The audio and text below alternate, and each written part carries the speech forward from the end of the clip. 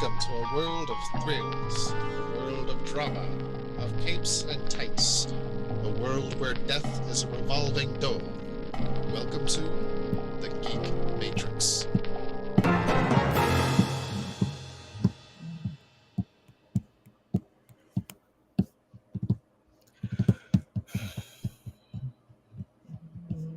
Hello, everybody. Welcome to the Geek Matrix DC Comics Review Show, episode number 233. You're muted, Josh. What else? Oh, I'm always muted. It's not a show unless Josh is muted at some point. At some point, yes. It's like the universe is telling me something. Yes, just Joshua Williamson hacked into your system, and every time you speak, the microphone turns off. Oh, no, let's be real. That would be Tom King. He would have the connections and resources. You're That's right. what I'm saying. Yeah. All that CIA training. Yeah. Right? And I think he was the surveillance aspect He of it. was, Yeah. yeah. Counterterrorism. Yeah. And as we all know, Josh, with his fiery words of hate towards Tom King, could be classified as a terrorist. Yes, I threatened to have a dog poop on his lawn. It's an act of terrorism. Yeah. That's a bomb. It's a bomb. It's a bomb. It's a Oh boy. Now, just imagining you like at a like a hearing or something, and it's just like, no, when you said you were going to have a dog take a dump on his lawn, what did you mean by that? Elaborate. Is that some kind of code?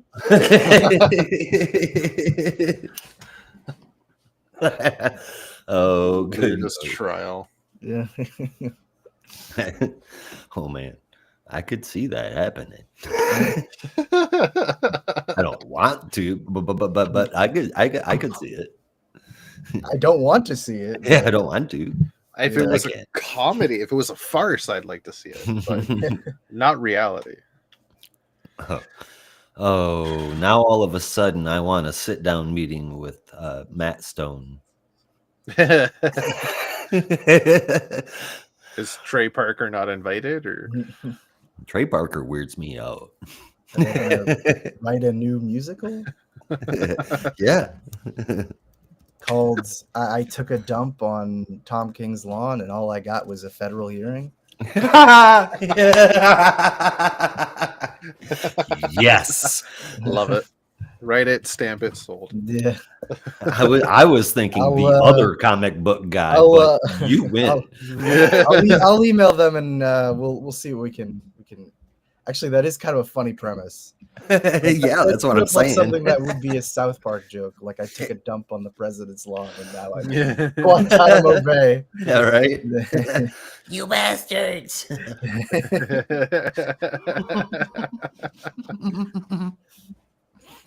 All right. Well, On that note, if you're a new listener, we talk about comic books. Usually, sometimes We yeah. try to. eventually, We try to anyway. we always get around to it. Yeah, but we like to have fun as well. 233 episodes of fun. Why Is the that hell what this not? is?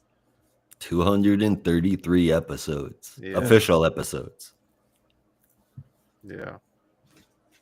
I believe Unofficial, a few more. in just a few short weeks it will be year 4 of us on the show, if I'm not mistaken. Yeah. It's It kinda definitely will. Yeah. And That's I'm gonna try wild. my best to force all of you guys into playing some Nerd Jeopardy with me. I Yes. thought you were going to say Marvel Rivals, and I was going to yell at you for not reading Ultimate Spider-Man. I read it. Good. Okay. I read it. Brandon, Every did you time, read every time I number get 13? the, I did. Good.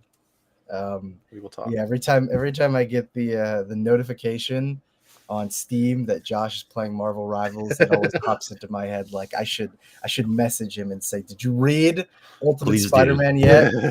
Please do. I would enjoy the laughs I get from that every time it happens. That's should one of start doing those that every jokes time. I would never get tired of. I don't know, with the amount you play Marvel Rivals, like I mean, I haven't been sleeping a lot, so I have gotten a lot of comic book reading done. I'm I figure completely it's caught up on all of the tied-in X comics, oh, you're ahead of me. but Yeah, you're ahead of me. except for X Force. Okay.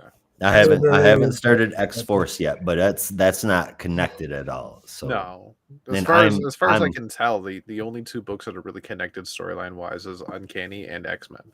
oh, I have a know. feeling that X Factor and X-Men are gonna Oh, cross paths.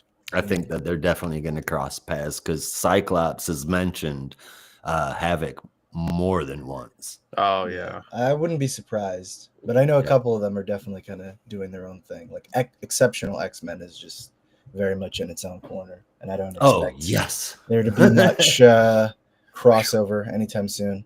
There's another book about Professor X coming up here really soon. And Isn't I'm he wondering. dead again? Yeah. I thought he was in the jail or whatever. Oh, Graymalkin. is he? Oh, I mean, That was kind Oh, of the yeah. that was the whole Yeah. crazy plot line of Uncanny X-Men. I Or- hadn't gotten that far not the into Uncanny X-Men I've been reading. Uncanny and X-Men. Mm. I know they were teasing stuff about like somebody in some high power psychic in Grey Malkin Yeah. prison. I was always Yeah, no, suspecting that was, it was Xavier too. Was that confirmed? It's Xavier? Yeah, that was confirmed. That was it was Chuck, because there's an issue of Uncanny where he's flipping out because Sarah Gaunt, his ex from Wait, what? His Days Abroad, That's right. was like basically antagonizing him the whole time. Yeah. You're This is talking in the about first- this run? Yeah, this Yeah. is in the first story arc of Uncanny. Oh, well. Fucking A. Gotta love that memory. Awesome. Okay. You've been reading a lot. I don't blame you for Yeah. It's fun. I say caught up. I haven't read Void Rivals yet, but I've caught up to the Energon universe with G.I. Joe and Transformers. Nice. I need to catch up on Transformers. G.I. Joe, I'm good. I was only Yeah, behind on one issue, thankfully. me too. Issue 3 was quite good. Yeah. I'm loving this this excuse me, rivalry, I guess, between Duke and Risk. Risk, that's his name. Yeah. I don't know where exactly it's gonna coincide, because obviously there's the huge plot thread of Energon and Yeah. Cobra Commander very much saying like, I got it from the asset that we had in Cobra Law, and then Duke in that first issue talking about the cars that can transform with the picture of Optimus Prime. But there hasn't been that much crossover between the Transformers, which I guess I was kind of surprised by, because the ending of Duke made it seem like that was going to be the big focus, that they were really going to be taking on Yeah. the Transformers, as they established G.I. Joe. That was honestly was my guess too. That would have been interesting. Yeah. But I guess I kind of see where they're going with this too. Like establish the G.I. Joe universe first, and then because they got some like DWJ's got some stuff brewing with Transformers right now. Yeah. And he's still trying to bring all those pieces together. So Joshua Williamson has some time to set his pieces with G.I. Joe. It's kind of like, it's interesting how it played out. Like you said, it definitely looked like they were going to go straight into the Joes fighting the Transformers, but then you have Mars and Cobra just straight up attacking. It didn't really. The Joes kind of like have to intervene. Yeah, it didn't really dawn on me until the words came out of your mouth. But isn't this the most like 12-year-old, I have all my action figures and I want to make up a story type shit storyline you ever, like, the moment you said G.I. Joes versus Transformers, the mental image of like myself with a bunch of figures in my old room, just playing and like having them fight each other came right into my mind. I was like, oh my god, that's exactly. Maybe that's why they're not doing it, because it's too. I mean, I'm sure it would be good. I'm sure it will be good when it eventually gets to that point. But and if this is There's what one gigantic say less. if that's accurate, and like Joshua Williamson and DWJ are writing their respective books with that in mind, like they're playing with their toys when they were kids, Danny Warren Johnson was the type of kid that would just destroy his toys. Oh yeah, but didn't we all have that phase? I mean, yeah, like I maybe did some modifications to some figures here and there, but damn, how many Autobots have been disfigured or murdered? It's true. A lot. Like Sid from Toy Story. Yeah, I was just gonna say Starscream is fused to a fucking bat tank. Yeah.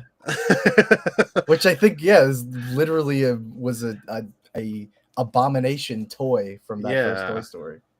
Yeah, exactly. It was just like Sid. Optimus permanently has Megatron's arm. I'm not gonna lie, I definitely was Sid as a kid. I don't know. Not to say that I was sadistic or anything. I think it was more with Legos than with action figures, but I used to beat the shit out of those. Yeah. Especially the Star Wars sets, because I would build them up, right? And I would build my own custom ships, and I loved crashing them into the floor. Oh, yeah. Because the storylines I would make were always the same. It was just like, I'll crash it into my carpet, and then they're stranded on an alien planet, and then I put the shit back together. But then it happens again. I would just do it over and over. It would never get old. Yeah. I have an Archangel action figure that has since lost his wings and his hair. So now he's just a bald, powerless blue guy. Happens to the best of us.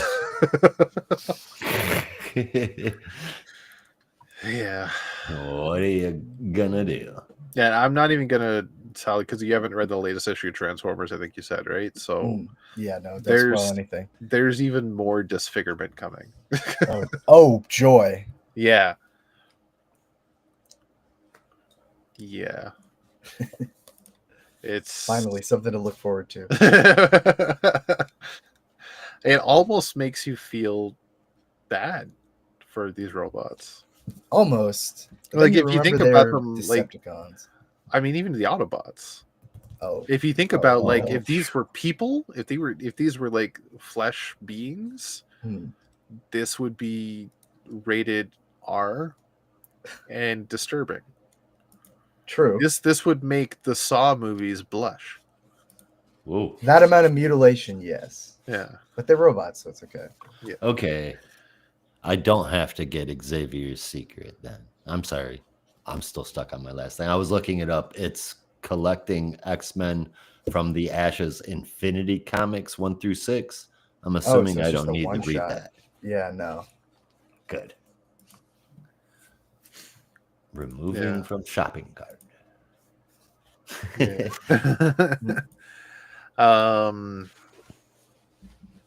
All right, well, besides that, I think we have a bit of news that popped up today over on AIPT. Today and yesterday, I believe Brandon shared something too, yes, unless I'm nearly forgot. Got 2 things. Please proceed, my friends. Brandon, do you want to go with yours first, or do you want to just say them both? Sure. Well, actually, there's another one not related to DC, but I just it's kind of funny because it's relevant to the conversation we had before we started recording. But the first one should not be a surprise to anyone. DC has announced their Summer of Superman publishing initiative to kick off all the hype and excitement that will be coming very soon with the arrival of the Superman movie in July. So this is basically them, obviously, continuing the stories that have already been going, but Yeah. really pushing Superman to the forefront just in anticipation of the movie.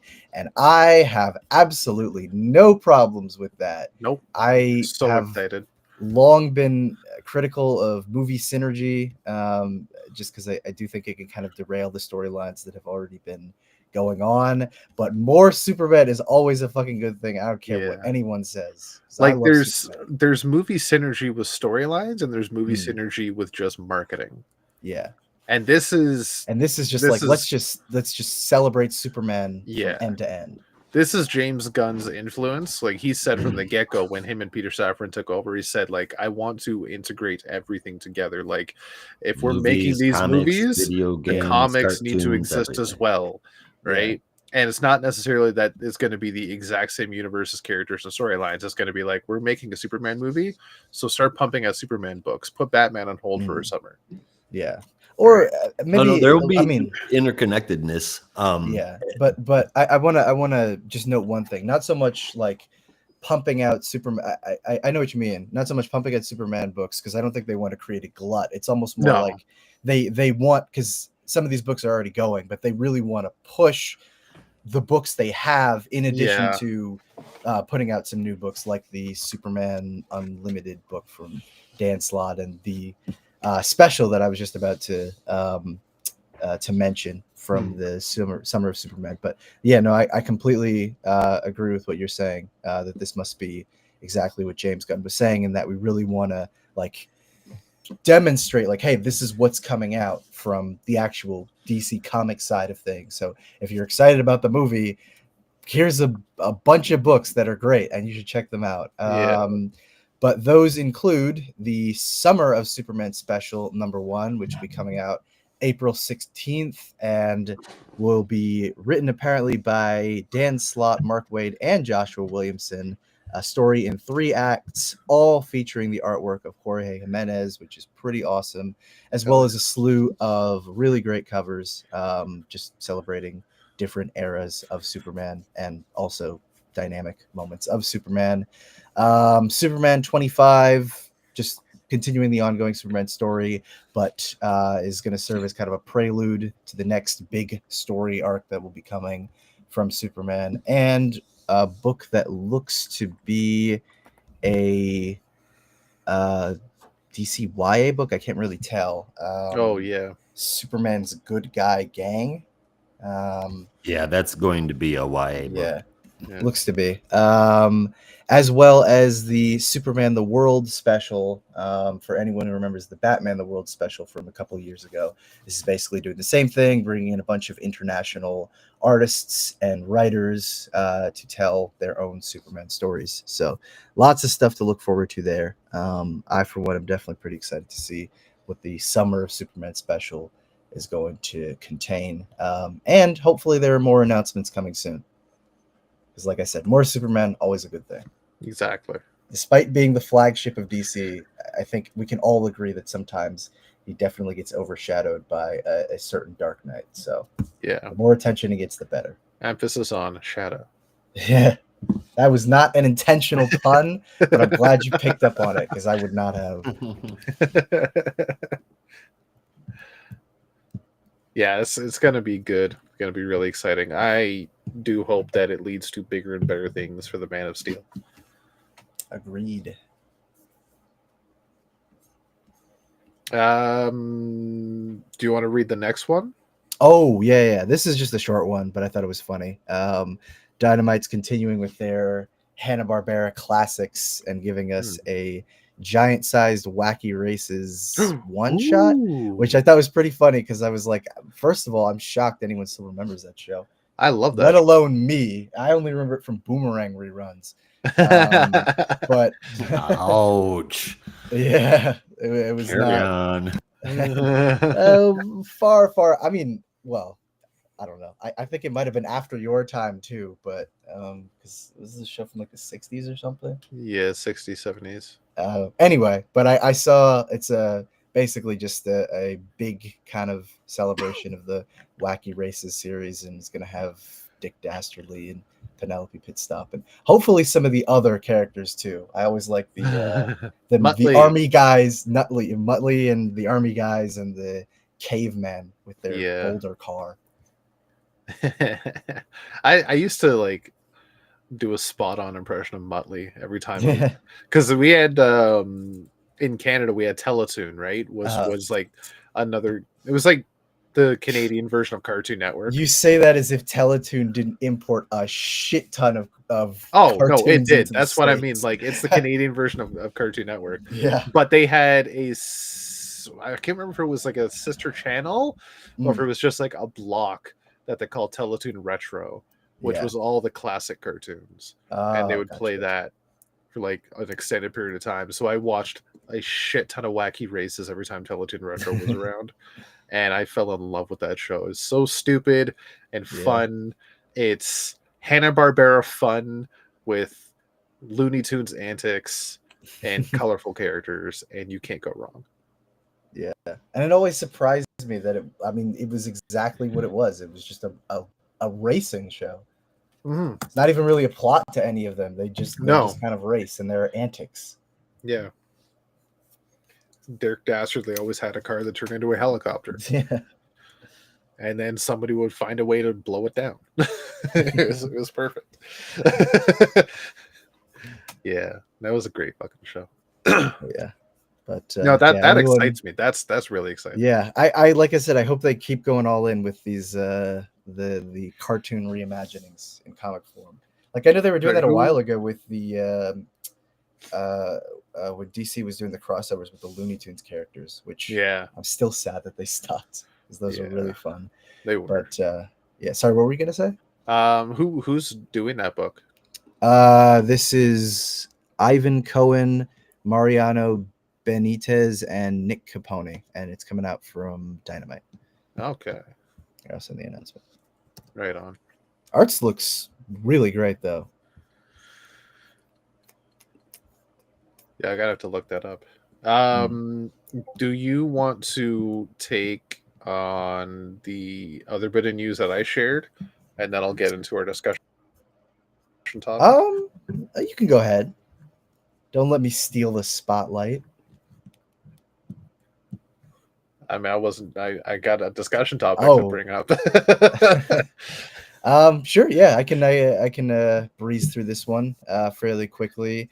We've got our first quote unquote event from the All In Initiative. Although I think event is a little bit of a misleading title because this is more of a crossover.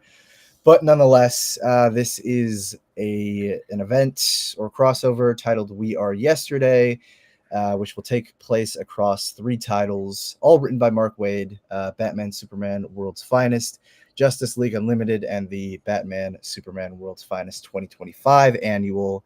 And I didn't really look too closely at the plot synopsis, but seems to involve Gorilla Grodd taking on a central role, according to this article, as well as some other members of the Legion of Doom, which might be interesting and could potentially tie into something that we'll talk about with Justice League Unlimited number 3 this week. But yeah, no, seems to be an interesting crossover that's tying the World's Finest title into the Justice League Unlimited title, because I think thus far it's kind of maintained its distance from the core DC universe, I guess with the exception of that first storyline that tied into Batman versus Robin. So it'll be nice to see how this integrates itself more into the main continuity, and whether or not this particular issue will take place in the past. I think it may say in the solicit, but I didn't check, like I said, and whether that story in the past will reflect in the future with Justice League Unlimited. So yeah, interesting stuff. First crossover. Hopefully it's good. Hopefully leads to some exciting developments with Justice League Unlimited in particular. Hopefully. That does sound interesting. Mm-hmm. Yeah. I'm reading this article you sent about giant-sized faces. with elements of pro wrestling, action films, and a hint of Furiosa. Oh my And if god! I So it's wasn't made for excited you. before, It is made for you. I'm Ivan Cohen, I love you. I'm so stoked for this. Mm, Oh my god, April Yeah. 2025. Josh, were you ever a wacky racist fan? Yes, I was. That's why I forget that some of those shows came out in the 60s and 70s because they were such a big part of my childhood. Wacky Races, Astro Yeah. Boy, Speed Racer. Oh my god. Oh man, Speed Racer. That's another show I Mhm. loved. Loved it so much. Yeah. And if I could be completely honest with you, I did not realize it was an anime until much, much, much later in my life. Neither did I. I only ever saw the dub, so I wasn't even aware that there was a I guess original version that was undubbed. Like it was just even rewatching, it was like, oh, this is just natural to me. Like that's how I would expect it to sound. And you go back and you look at it, you're like, oh, this is so obviously a dub. Look at the way they talk and everything. But You're not alone. I didn't realize when I that was it 10, wasn't. I was like, oh, this is just Yeah. that's just normal, you know. Mm-hmm. Plus, they had a Yep. rebooted version in the mid 2000s, Which did Speed Racer: The Next Generation, which was entirely an American production, which only furthered my theory that I was like, oh yeah, it's just an American show. Why would I question it? Yeah. And it was the original cartoon show that coined the term "spank the monkey." I did not know that, but thank you for that little I don't know if I tidbit. made that up. Garage Monkeys. That was being stupid. That's racist. What's racist? Garage Whatever you Monkeys? say. I mean, against mechanics, maybe.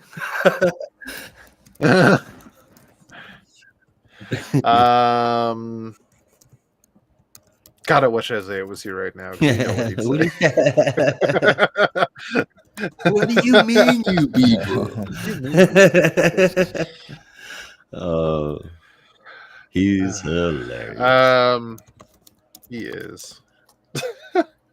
Anyway, so in all the hubbub of DC releasing a whole hoary host of books at the beginning of the year, we completely forgot to do a 2024 roundup. My. So here is the abridged 2024 roundup. I'm going to ask 4 questions. I did not prepare for this at And all. I will ask so them. I'm going to be doing this on the spot. That's fair. I did kind of bring it up this morning, and because I only thought about it this morning, I was like, "Oh shit, maybe we should do this." So I'm going to ask, and I'll say them all now to give you time to think about it. But I'm going to ask for writer of the year, artist of the year, book of the year, and story of the year. Define story of the year. Like the story arc. A story arc of the year. Mm. Does the whole arc have to occur in 2024? I would say most about of it, half? maybe. Most of it would have to. Half should be fine. All right. Writer of the year, Jeremy Adams. Artist of the year, Dan Mora. Book of the year, Poison Ivy. And story of the year, the first arc of Birds of Prey. Nice. Right. My artist of the year was going to be Dan shit. Mora. Not even sure. because this is like the first time I've seen him, but it just felt like he was really explosive this year. Everything. With Absolute Power in particular. Absolute Power, World's Finest. He did some time on Shazam, and now he's also in, is it JLU? And yes, yeah. And Superman. And something else. And Superman. Yeah. I mean, explosive indeed. So let's see. Oh man, yeah, I really should have prepared for this better. But I would probably give writer of the year to Jonathan Hickman, which feels a little unfair because I did that in 2022. Probably for Ultimate Spider-Man more than anything. Artist of the year, if not Dan Mora, then maybe Tom Riley. The stuff he did on Duke I really liked. And Yeah, I it was was good excited stuff. to see that he was moving on to G.I. Joe, just because I really dug what he was doing there. Book of the year. Oh, man. I gotta think all the damn books that came out. I'll have to come back to that Well, one. I will say, and I this is on me. I should have mentioned. I was intending this because of DC show to be pretty much just Yeah. DC Oh, books. oops. Like, I don't want to And then, do then you that. proceeded to list anything but DC. Classic. My big toss I ups. understandable, and honestly, is My Yeah. big toss ups choices, for but- writer was between Jeremy Adams and Philip Kennedy Johnson. Like, there's no contest. Yeah, As that much of a- honestly, Yeah. yeah, that would probably be my pick for Green Lantern War Journal. Yep. Oh man. Yeah. All right, give me a second. Give me a second. Why don't you go first to come back to me? Yeah, no worries, no worries. Okay, so writer of the year for me, Yes, sir. Mark Oh. Waid. I know a lot of people are going to be iffy about that and maybe a little like, what the fuck are you thinking? But I just think like he made a triumphant return to DC, and you might not agree with everything he's doing, but he's doing it. He's doing it That well. was almost 4 years ago. What is time? Yes, but What No. is I'm not. I'm But- not saying. what Oh yeah, is sorry. time? I didn't mean that as a criticism. It dawned on me. Oh, Like just that like, was yeah. 2020. I mean, I guess technically 2020 to start. That was 2021. It's not even like recent anymore. It's almost half a decade Yeah. old. Oh Yeah, that's kind Yeah. of nuts. Artist of the year, it's going to be Montos, nice. just coming onto the scene and being amazing. I was also going to say Dan Mora, but I feel like that's a cop out Ouch. answer because every year is Dan Mora. Dan Mora is artist of the year every year, and that's a given. And I just wanted to be Jorge different Jimenez. this Zermanico. Montos. year. Yeah, but Ryan Montos, Yeah. yeah. Book of the Sure. year is probably going to be Green Arrow Yeah. for me. Poison Ivy was on my list. Poison Ivy definitely was up there. But Green Arrow, just I'm so happy it's back, and it's been a lot of fun. And story of the year is going to Say, end. Green Arrow took don't yell at 18 me. issues for it to get good, but go ahead. I'm sorry, I'm being shitty. Wow. That's not even true. You liked some of those issues. I did like some of those issues. I Yeah. definitely did. I called yes. Story of the year for me, and again, don't Arr. yell at me. Oh. It's going to be Oh my Absolute Power. That's fine. I don't know. I wouldn't yell at you for that. Yeah. I thought that was a pretty good story. Yeah, like I think as far as summer events go, especially if you compare it to the stuff we've had recently, it's pretty damn interesting. It actually changed some status quo for DC. It brought about a really cool initiative with All In. Mhm. And it helped bring back so many forgotten characters. And tying into my writer of the year, Mark Waid, who penned a pretty great story and bringing back some forgotten characters, which is always fun. Definitely. They go hand in hand for me. This Absolute Power is one of the big reasons why Mark Waid is my writer of the year. That is fair. Those are all great reasons. Yeah. Is there boy. a lot of backlash online for Absolute Power? I don't know. I'm just curious where the don't I yell haven't at really me part came from. I mean, when I said absolute power, you I went, said, my "Oh God!" I couldn't believe that you were. I thought you were going to tell me like some. I thought you were going to say some stupid shit like Tom King, if I'm being honest. And No. okay, No. No, it's just that summer events these days kind of get a bad rep, and they're practically a dime a dozen. feels like that. So for anybody to put that as story of the year, feels like kind of really, but no, honestly, it was fucking good. You like what we like, right? Exactly. Agreed. I like things that actually change the status quo a little bit when they promise it. When it's an event and events always promise change and it actually happens, fuck yeah, I'm sold.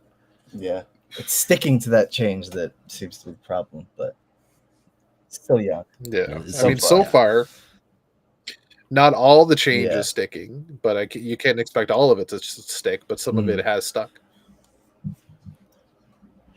Okay, let's see. All right, I think I got it. Writer of the year, I'm going to steal one of Josh's picks, which would be Philip Kennedy Johnson, because I do agree he had quite a spectacular 2024 with Green Lantern War Journal and starting up on Batman and Robin. Artist of the year, damn, I just had it. Now I completely forgot it. So we'll come back to that one. Book of the year, probably Birds of Prey, and story of the year. I'll give to one that might surprise you, but Fallen Grayson, the final arc from Tom Taylor's Nightwing run. Ooh. For all the problems That that good run arc. had in pacing, I thought it was a pretty solid conclusion and finale for the run as a whole. Like if it had just come a little bit earlier, or maybe had managed its pacing a little bit better, I think the run as a whole might have gone down better. But that particular arc, I think, really kind of satisfied me. Yeah, and then what was I going to say for artist of the year? I'm going to give to someone who. Wait. Let me say who I thought you were going to say it, so I don't sound like I'm full of shit after. Okay. I thought you were going to say Daniel Warren Johnson. Well, I would, but according to Rob's rules, I can't mention anyone that's not in DC. So unfortunately, well, he did draw Jurassic League. He did not. That was Juan Gideon, but he did write it. Oh, yeah. He wrote Jurassic League, and that was 2 years ago, quite a while ago. But no, my 2024 pick, if only for how iconic the memes were all over Reddit for a while and social media, has to go to, and also just because I love him as an artist, Mr. Nick Dragotta of Absolute Batman fame. You created an absolute behemoth, a absolute unit of a man in Absolute Batman, and we love you for it. And also just the composition of some of the action panels in Absolute Batman reminded me how much I loved his work on East of West and FF. So it's nice to see him doing more stuff. Definitely one of my most dynamic artists of the year. That was the FF with Scott Lang. No, that was Mike Allred and Matt Fraction. But Mike it was Allred. the FF right before. Yeah. Oh, okay, the one with the kids. That would cross over with the main Fantastic Four title. Yeah, the main. Which that was also a really cool run. That was a cool book. All this talk I have done over the past while now, talking about my favorite artists, and even just spitting out a list here that I could have considered for artist of the year. And the whole time, Bruno Redondo never popped into my head. And damn. See, and I can't. No. Okay. Yeah, right. I hate Bruno Redondo. He sucks. He sucks. Anyway, sorry. Brain was drifting there. I would give a honorable mention to another person who definitely did a lot of cool stuff in 2024, but I think is going to be a breakout star of this year, which is Hayden Sherman. His stuff it's grown like exponentially since starting the backups in Detective Comics. It's great. Yeah. Good stuff. Good Right on. stuff. Okay, well, last question, and this just popped in my head, so it is a bit of a surprise. 2025, looking forward, what is our most anticipated book of the year? Oh, I don't even know if some of them have come out yet. They're more like books that I'm speculating on, but I mean, even that, like you could One second. speculate books that have been announced, books that already exist. What's your most anticipated book for 2025? Whether it be stories you know are coming down the pipeline of books that already exist, or just something you want to happen, or something that is announced. Well, you know, I never look at the rags.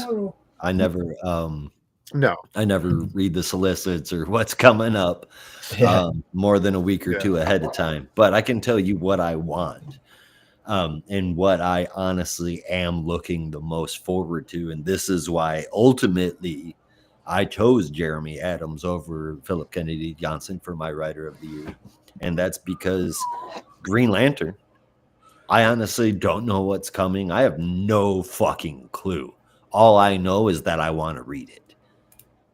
And that to me, whatever is coming down the pipeline for Green Lantern, and Green Lantern, like, let's be honest, as much as you guys have ever heard me rave about my favorite heroes, Green Lantern has never been in like the top 5. I don't hate him. You know, I like Green Lantern, just not my top 5s. And now, I mean, out of all the books and all the artists and the writing that is just kicking ass right now, there's not a title that I look forward to more than whatever is coming out with Green Lantern. Nice. Yeah. I love to hear it.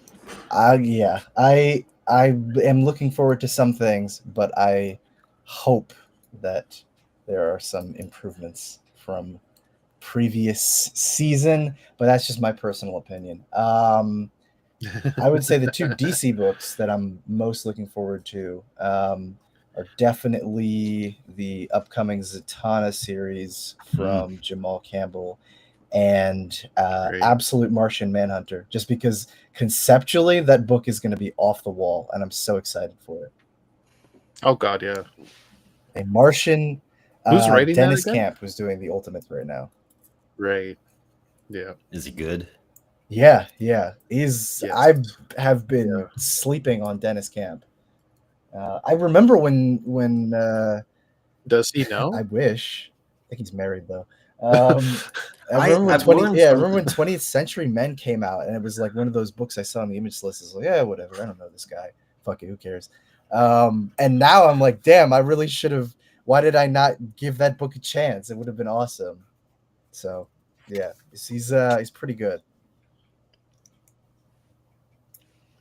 Oh, right on. Yeah, the Ultimates is really good, so that's got me really excited for Absolute. I've noticed, like, over the course of the last, I want to say 2 or 3 years, maybe almost 3 years. Whenever you guys recommend me a Marvel writer that I have not heard of,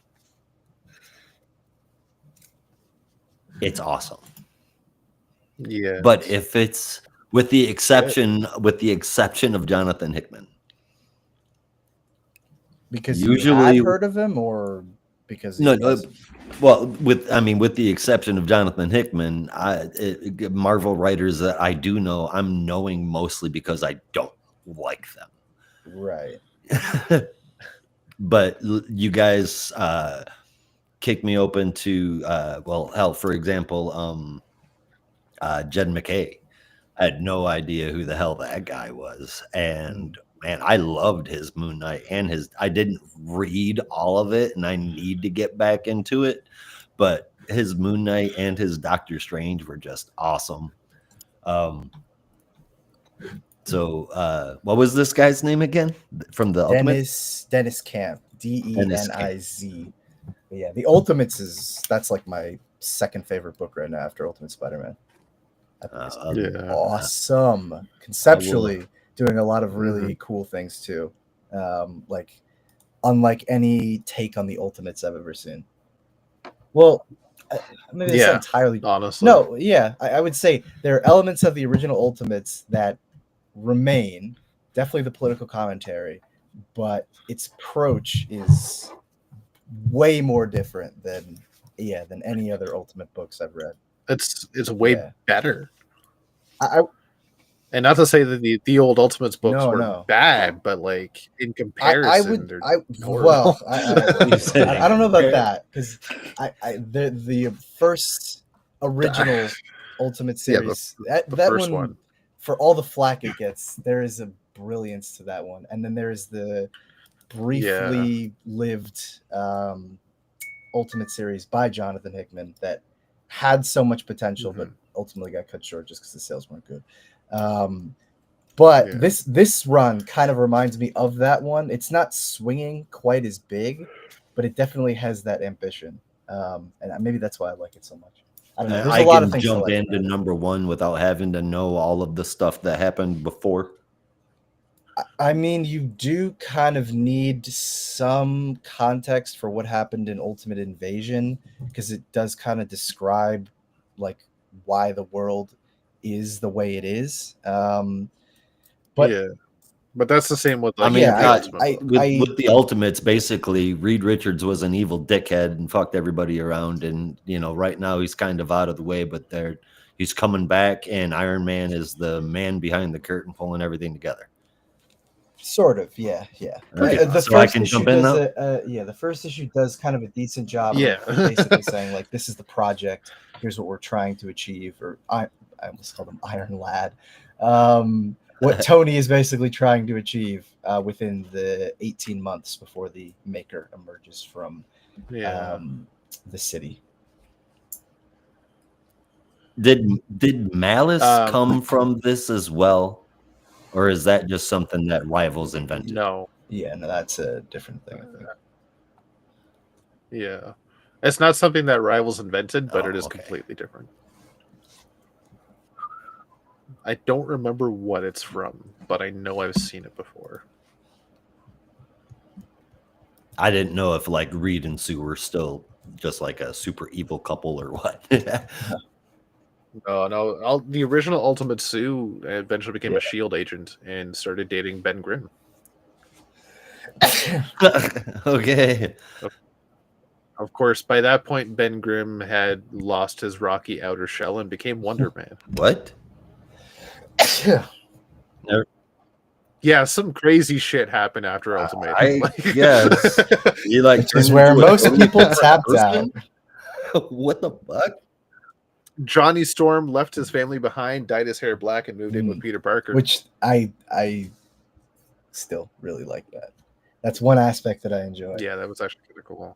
Yeah, because Bobby Drake also joined them, and it was like that was like the Spider-Man and his amazing. That was the relaunch of the Bendis Ultimate title, right? Bobby Drake is Iceman, right? Yes. Okay. Yes. Wow. Yes, you had Spider-Man, Bobby Drake, and Johnny Storm all living under one roof with Aunt May and Gwen. And I was Gwen Stacy. Which in that little ass apartment? Well, they have a home in Queens. It was a house. Oh, okay. Yeah, but it wasn't like the original Gwen Stacy at this point had died, and that was a clone of Gwen Stacy, which was actually the Carnage symbiote.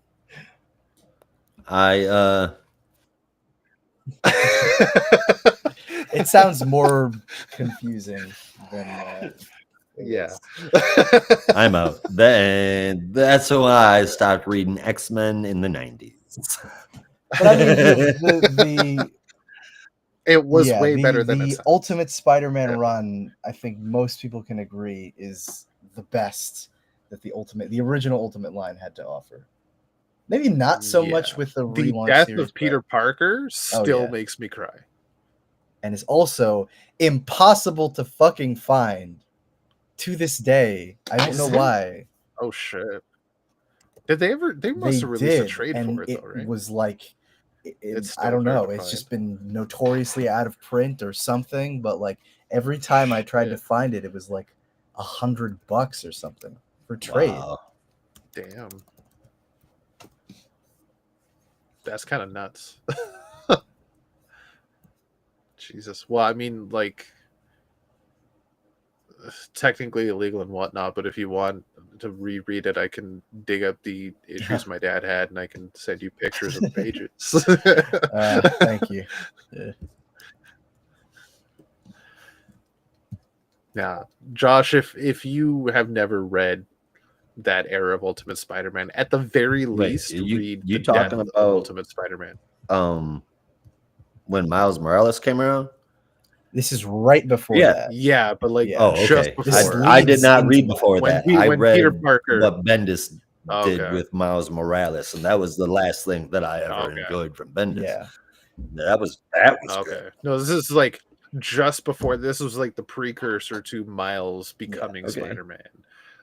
It was him killing off Peter Parker in the Mhm. Ultimate Universe, which led to Miles becoming the new And Spider-Man. also Captain America retiring, Um, which leads into yes. the Jonathan Hickman Ultimate series. yes. There, now I don't need to read it. But it is. Oh no, you need to read it. Like I said, it still makes me cry. And if you ever is are so so fucking inclined, definitely check out the original Ultimate Spider-Man run with Bendis and Mark Bagley. It really is that good. Even revisiting it a couple years good. later, because I remember reading that a lot at the library. I was Yeah. like, damn, this book is still so good. Yeah.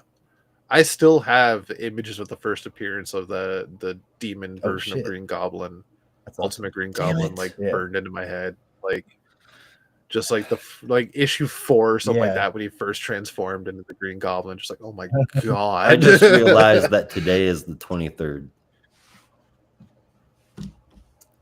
So it is. So I am approximately 18 hours and 24 minutes late getting in my pre-orders on those McFarlane figures. Oh, I thought you were gonna say something like late for wishing my wife No. a happy birthday. I'm like, oh no. Yeah, No. you're done. I can't I get see. them. Yep, it's sold out everywhere. Yep, You already checked?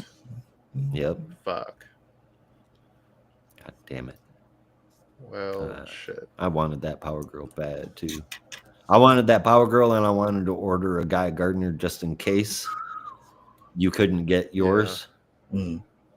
Oh, I appreciate that. Because I know you'd want both of them. I can't. I do. I can't decide which one I want more. I think I want the green jacket more, so I can complete my 4 Corpsmen. But that blue jacket, 90s Guy Gardner Warrior, is just. I know you want that. I would be shocked if other people did, if only to be completionist. I've seen some people online say that, but like others have said, I don't. Why does this exist? The most notorious era of Guy Gardner. Well, yeah.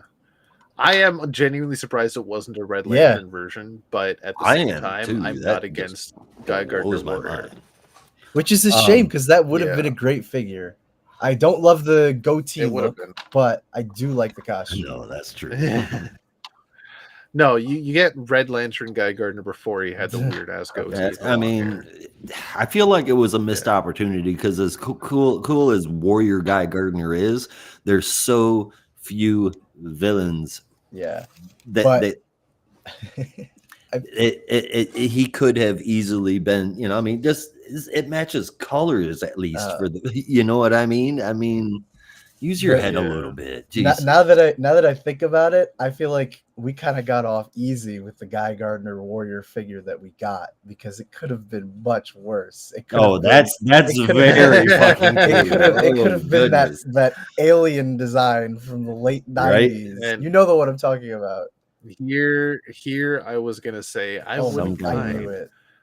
a version. like just some kind of once. weird I was alien thinking like biker that would Native be American like cosplay the thing worst going one. Yeah, the like body paint or whatever the hell that was.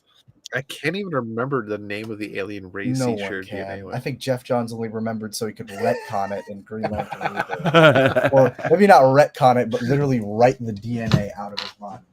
Which I still found Yeah, comical. really. His DNA just burned itself out of his as it body. does. Turns out it was Clintar, and that's why they made it what it is today. Like, fuck that shit. I can't remember who it is that said it, but like there's that one panel that'll always stick with me, and just somebody going, "Is that Mess Gardner?" Exactly. Like they knew how. Yeah. Yeah. Yeah. That's hilarious. Yeah. I can't remember who it was, but like John and Kyle, I think were no, not Kyle, because Kyle was still in space, but John had like he was at Warriors with Guy at the time, and then Guy blew up, and then he called in the Justice League, and somebody showed up and was like, "Who the fuck is that, Mess Gardner?" Yeah, can't remember who it was, but shit, that was Batman fun. line. Yeah. Okay, last discussion topic before we get into our books. We've mentioned Ultimate Spider-Man, but now let's talk about New Ultimate Spider-Man. Yeah. Y'all have both read it. Pika Let's be pika. quick. How stoked are you, spoilers, audience, for Black Costume Spider-Man with symbiote tendencies? I was quite surprised at the reveal of who was running around in the black suit Spider-Man. Yeah. As was I. Yeah, no, I don't know. I think it's a nice twist on the idea of the black symbiote, kind of taking on this, I don't know, mentorship role. Would you call it that? Almost. Yeah, I don't know if I would call it like mentored, but maybe more like protective uncle. Yeah. Yeah. If that makes sense. Yeah, like a guardian or something. Yeah. Like yeah, somebody there looking out for him that, you know, they're that cool but protective uncle. They'll let you do shit they know you're not supposed to, but they're gonna ride along next to you to make sure you don't get too fucked up. Yeah. Exactly. That's the kind of uncle I had. Your uncle would let you run around lot the of city in a people- spider suit and fight crime? If I wanted an to, awesome he would guy. have. A lot of people were speculating that because Black Cat in the Ultimate, like Felicia Hardy in the Ultimate Universe now is way younger than Peter Parker, that maybe there was going to be some connection with a younger version. And here we are, she's interacting now with Richard Jr. So does that mean that Peter Parker is going to die again? I don't think he's going to die, but like Richard doesn't have any spider powers. He's But basically he doesn't need them. He's really like just the vessel. Yeah. Right. He's really just a body for the suit. Penny to Parker? fight crime. I mean, Hawkeye. I mean, he's got a suit. You know, the suit doesn't even need it. He could step into the suit without the spider powers because the suit has the spider powers. Yeah. Yeah. But like, I don't know. I don't think he's going to take over as Spider-Man. Is the thing. I think this will be just Even the still. partnership for this arc while Harry and Peter are still trying to escape from Kraven, which I'm sure will lead to some other interesting stuff when Peter finds out that somehow the suit has been running around without him this whole time, and you know, perhaps we'll eventually discover that it was his son. He made it sound like that was, I mean, obviously not to be Richard and be Spider-Man or be with Richard, but like to pretend to be Peter Parker sounded like that was a plan they made. Yes. together. Yeah. Almost like the Flash having his own little clone. In DC, it's like, hey, I need you to do this while I go do that. Mhm. Yeah. Be not hero me while I go be hero me. Exactly. Yeah. Which we're gonna have some fun Yeah. talking about that in a bit. Yeah, no, it's a really interesting dynamic of what is essentially the symbiote suit. And I don't possibly see how this could turn into a Venom situation. No, it feels like this is kind of trying to subvert that, where it's, you know, it's the voice in your ear kind of whispering all these negative emotions in your head, which I know wasn't originally a comic thing, but was kind of, I don't know what did that first. Was it the animated series? Because I know when he, I want to say yeah, with because the I know animated series. the Roger Stern thing, it was just like it would give him nightmares, and then he ended up giving it back to the Fantastic Four, but it never had that like negative influence that it became known for after the animated series and the movies and all that stuff. So I mean, the animated series did it amazingly. that's still one of my, well, how could we forget the incredible voice acting? You can't escape I will find you. I will chase you to the ends of the earth. Oh my god! I was literally watching like a compilation of symbiote Spider-Man on YouTube the other day, and I was like, "God damn, I love this show." Yeah, so good. I don't know why they had to. So many concepts introduced to young, impressionable 90s kids. The Maximum Carnage was all we needed to get all kinds of messed up. I'm done. But yeah, no, it'll be an interesting subversion of the, like, the symbiote is evil and it kind of whispers things in your ear and makes you more angry and volatile. This one is more, like Josh said, it's like the reckless uncle who lets you do dumb shit for a little while until your parents come home. So yeah, I'm looking forward to seeing where the partnership will lead, because it looks like Richard and Felicia are, like you said, going to have some kind of relationship, but whether that's a partnership or they'll be adversaries or who knows. I haven't really looked at the for the new Ultimate Spider Boy. Yeah. Spider Junior. Oh yeah, what if there's both? Peter comes back because he's already got like a cloth suit because he didn't want to use the Lego suit anymore.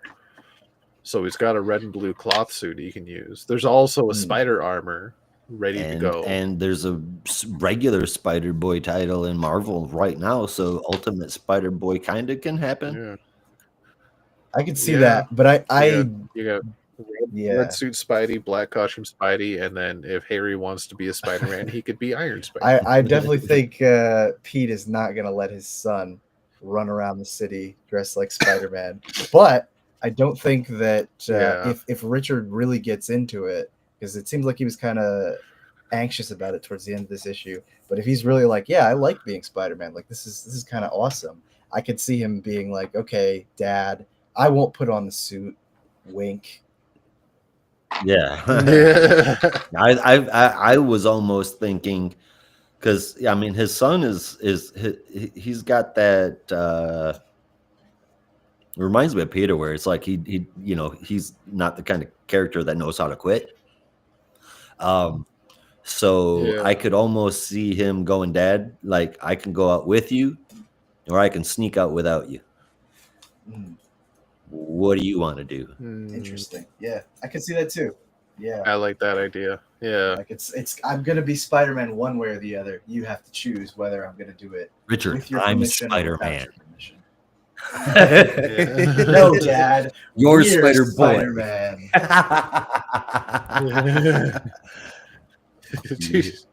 Oh God! Did you just say we're Spider-Man? We're hungry. There you go. That, oh my God, that works. That fits in there. There's your acknowledgement to Venom. Yeah. Oh, so that wasn't like a dig at the Flash TV show? Oh God. I mean, no, that's not where our heads would have first gone. We're all the Flash. No, we're not. We're all Iris. All right, next. Well, speaking of the Flash, let's get into our books of the week. Yes. Or do you want to take a commercial break Let's first? go ahead and take a commercial break first, and we'll do so by me writing down this time here. And we're back. Wow, that was fast. Yeah. It was. Yeah. All right. So, Josh, do you want to? No, I forget what are you doing. So you got the honorable mention show on I the go. definitely do. Do you list the books still during the week, or are you just yeah, going to no, save? yeah, for sure. that? Our full reviews are The Flash number 17, Superman 22, Justice League Unlimited number 3, Green Arrow 20, and Detective Comics number 1093. And then again on the All In Honorable Mention show, I will be doing DC Horror Presents number 4, Metamorpho the Elephant. Damn it! Again. Every flippin' time, Brandon. R.I.P. David Lynch. Oh God. The Element Man. Number 2. Power Girl number 17. Black Canary Best of the Best number 3. Harley Quinn number 47. Catwoman, Jesus. Catwoman number 72 and Wonder Woman number 17. And remember, next week we will also be doing the Absolute show, which is going to cover up all of the Absolute books that came out this month. Yep. Call it a fuck up if you want, but let's face it, Kite Woman is going to happen eventually. I mean, have you guys seen the cartoon? I have not. Kite I Man, want hell to. yeah. He's I got a want new to girlfriend. Yeah, Golden Glider. So Yeah, Oh, she yeah. could be Kite Woman. Oh shit. I guess she's technically See Mrs. Kite Man. Well, I don't know if they're married, but Right. Oh boy. God, I forgot about all the books that were included in Death of Spider-Man. Avengers versus New Yeah. Ultimates. That was nuts. And then the odd numbering, Ultimate Comics Spider-Man number 15 and 150 to 160. Jesus Christ. What? because they switched to the legacy numbering of the original run, I guess. Yeah. Yeah, starting at issue 16, I guess. That makes it super easy to keep Yeah. track of. Obviously. And you get all 4 hardcovers from that entire era for $125. Jesus, just put out a new print, Marvel, please. I'm begging you. Get on my Yeah. hands and knees. Really?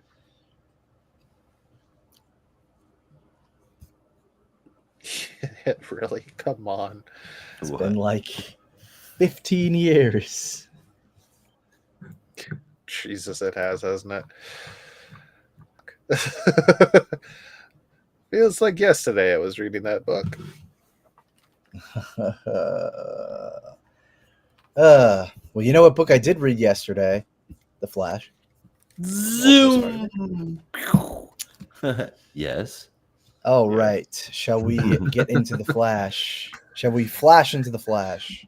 Doo-doo-doo. I mean, I'd rather not flash the like Flash. that. No, not like that. I meant like speed into the. That's my words were taken out Yep. of context. Yep, me too. Anyway, the Flash number Are you 17. sure? No. Like, we all know Wally West is cute. I wish, man.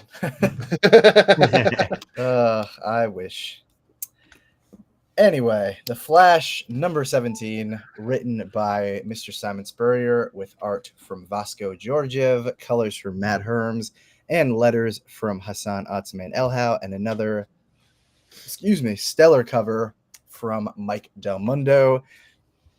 This sees a small group of the Justice League, I guess, making their way to the middle of the ocean, looking for, I guess, a what do they call them? The rage outbreaks, basically, that Mhm. have been popping up across the world, and they're attempting to pinpoint the next one just to kind of get an understanding of what the hell is going on. Naturally, looking to investigate whether it has mystical or scientific connections.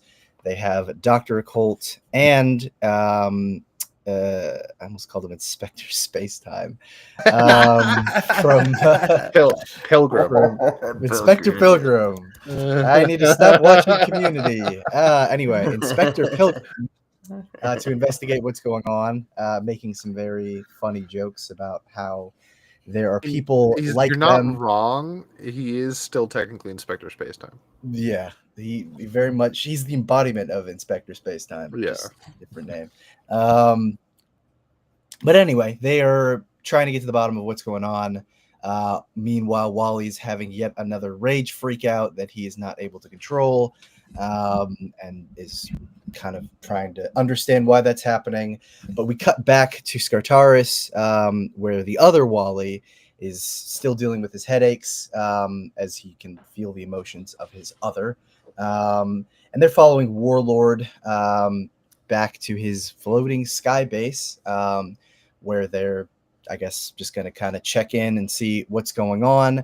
But Jai is really urgent to say something to Wally, while Wally is kind of, trying to not raise attention or anything. And that's when he is able to communicate telepathically with Jai that he knows that there's something up with Warlord, which I think Josh clocked in the last issue, that he's been acting a little weird. Something's not quite right. And that's when Wally tells Jai to use his teleportation powers, or the teleportation with totem powers, or whatever that thing is, to get help from the Justice League while he activates his own powers to basically stop Warlord. But Jai's powers don't go quite right, and it looks like he's teleported somewhere he did not intend. Meanwhile, Warlord reveals who he really is, which is not one Travis Morgan, but in fact, Eclipso, who Wally has faced off before, if I'm not mistaken, in the Jeremy Adams storyline. I'm surprised they didn't make any mention of that. They usually like to do the reference to the callbacks. Anyway, so Eclipso has, I guess, taken over the body of Warlord, or is impersonating him, and kind of reveals that he's not evil anymore, which was a little confusing at first, as I wasn't really sure how that was even possible. But as Warlord explains, his goals have kind of moved beyond the good and evil binary that he's been stuck in for so long. And Wally basically is like, okay, I'm going to deal with this weird new neutral Eclipso, but Linda, I'm going to need you to go back to the Watchtower and cool off for a second, because I want you to be safe just in case anything crazy happens. So naturally, going through the teleporter leads her not to the Watchtower, but to the location in the middle of the ocean where the small group of Justice Leaguers is investigating the ice sculpture. And who does she see? Wally, but I was just with you. What are you talking? How can you be in two places at once? So on that note, we go back to Skartaris, where Eclipso is giving Wally the breakdown on what he wants, which I think It's Wally all about the perfectly, love, man. yeah, Wally perfectly sums up with a very appropriate "What the fuck happened to you?" Because not only is Eclipso much more zenned out, but what he wants Wally to do is kill his girlfriend. Yeah, Which is that's the where only we are reason now. why I didn't ask for Max Mercury to come here, man. Yes, Zen Max Mercury couldn't handle a little bit of murder to that scale, but I don't think Wally will be able to either. Also, because he's just confused at what the hell is even going on. But Eclipso has his eyes on bigger things and kind of doesn't want to have to deal with a girlfriend who is a lot more bloodthirsty than he would like, and that's when he leads Wally to yet another machine that they have been developing, which basically, in his own words, siphons exotic quanta and reforges them as crude matter. In this instance, taking abstract concepts like anger and hate and reforming them into happiness. You can probably understand that better than I can. But the gist is Eclipso is building something that seems to be less villainous, at least for now. We cut back to the middle. In a sense, we cut back to the middle of the ocean where Linda is naturally pissed that Wally lied this entire time. And even though she says she's not mad, she's about to say, I'm disappointed. And that's when Wally has yet another rage freak out, which is causing some kind of crazy ripple effect that is shattering, or starting to shatter at least, the ice whatever that was there. And finally, we cut to Jai, who had disappeared and seemingly had gone somewhere he did not intend, making his way to what looks like a crater on the moon. So that's what's going on in Flash right now. Lots of craziness, lots of strange stuff. I enjoy this issue. I did enjoy this issue. But there are certain things that I'm a little... I don't know how to feel about is the best way of putting it. I don't know what's going on with Eclipso. I don't know why he's so zen. I assume we'll get an answer to that, but it was a little unnerving to see that at first, where his whole personality has completely shifted and is unlike any Eclipso you have ever seen before. And I'm also not really sure what his goals are, but I imagine that will be revealed more in the next issue, so I don't want to hold that against this one. And I don't know, I'm hoping it doesn't fall into the trap that the previous issues had fallen into, which is Wally and Linda being at odds. Because, like, okay, yes, I understand Linda has a right to be upset.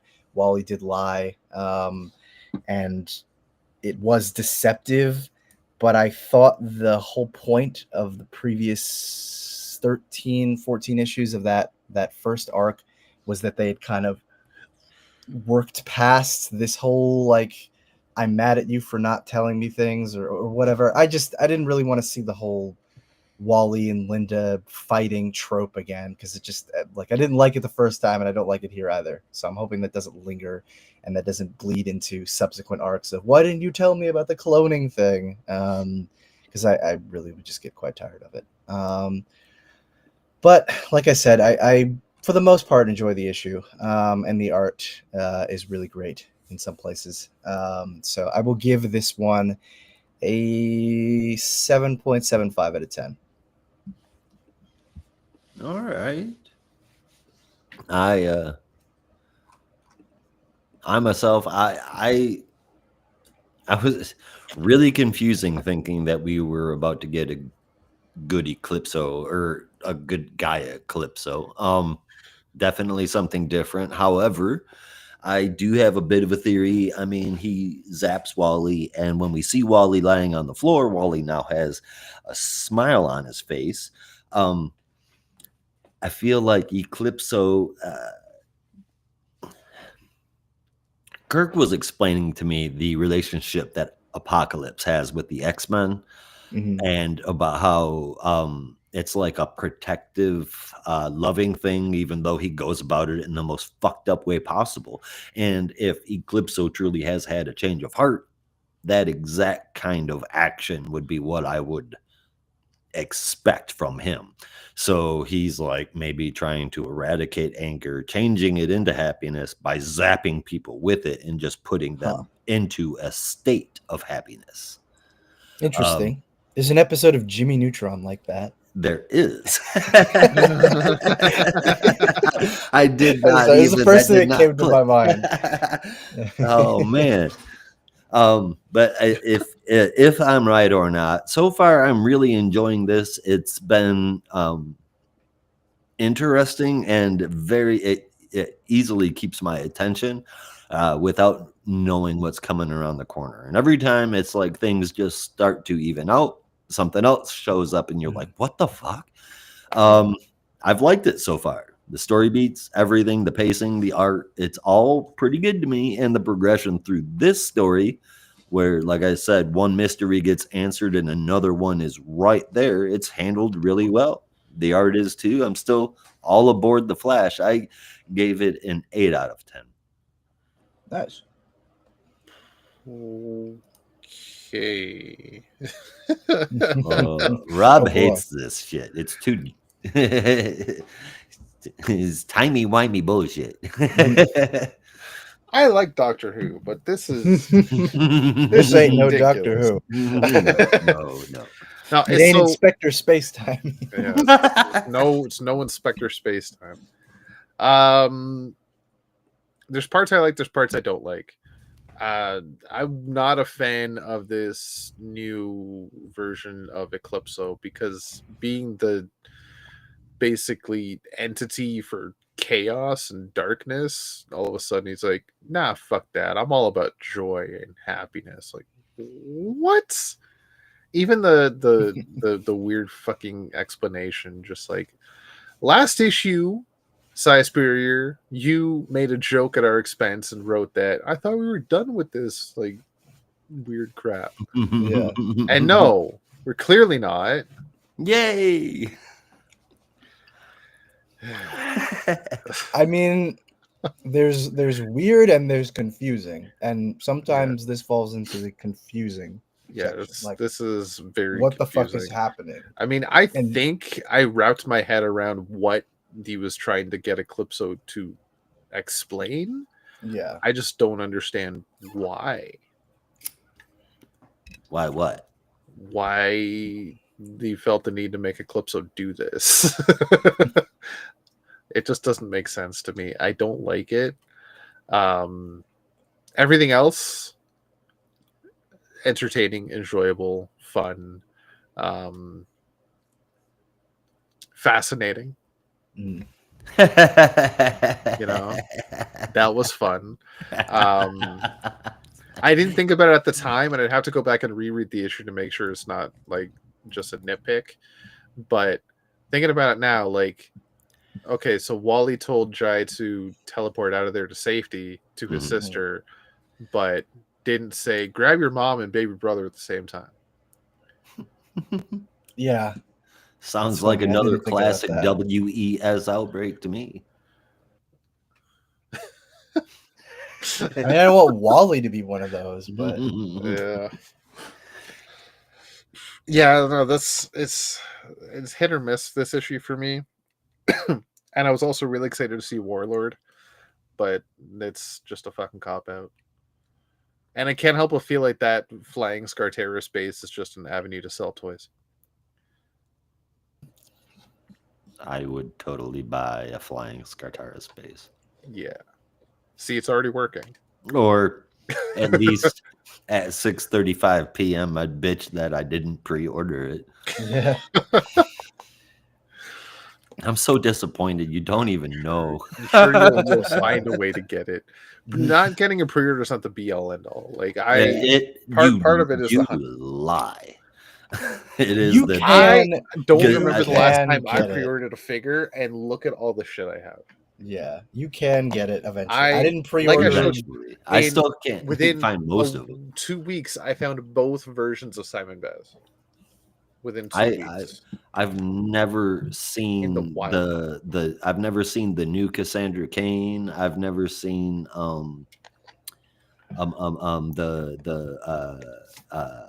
who is Wonder Woman figure. I've never Oh, yeah. seen I'll be honest, I haven't seen those. Either. Midnighter. Midnighter him a I couple wanted times. so bad. I've never seen him. It's You have a really GameStop? disappointing. I have GameStops. I've In your got area? Walmarts. I've got everything but Targets. And I even went up to Chattanooga here a few weeks ago Damn, and not looked even at their Target? Target. Right. Yeah. And I looked up Oh in, my in, God. in Yeah, that it's Target, the best and they've place. got a buttload of old stuff, but I swear no new stuff. And this shit might be from like 2021. It's Mm. I'm like, are you crap. are you even in America? There's like a Target around every corner. Not in Dalton. We My have God. Regular. we have 2 Walmart supercenters and a Walmart neighborhood market, but there's no fucking Target. Maybe that's why. Yeah. Jeez.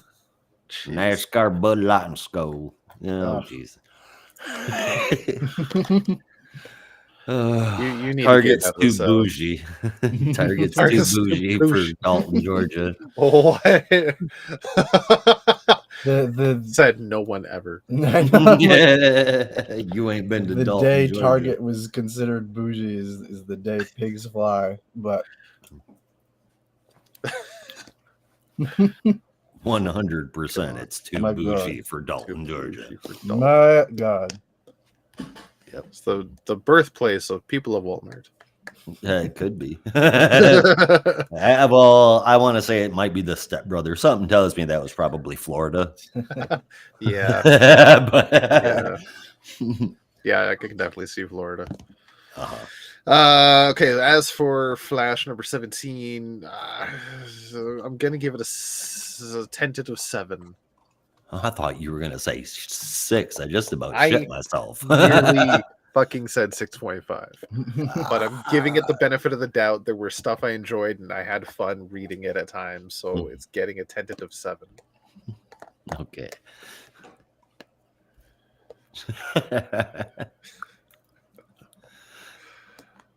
It's my turn to be mean, Josh. Hey, there you go for it, man. Oh, Go for it.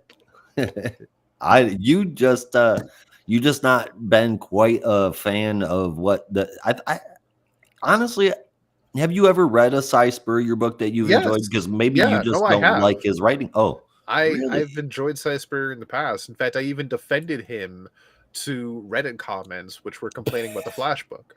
I even said, no, trust, like, he's written some good stuff. You should check out this book, and that one's amazing.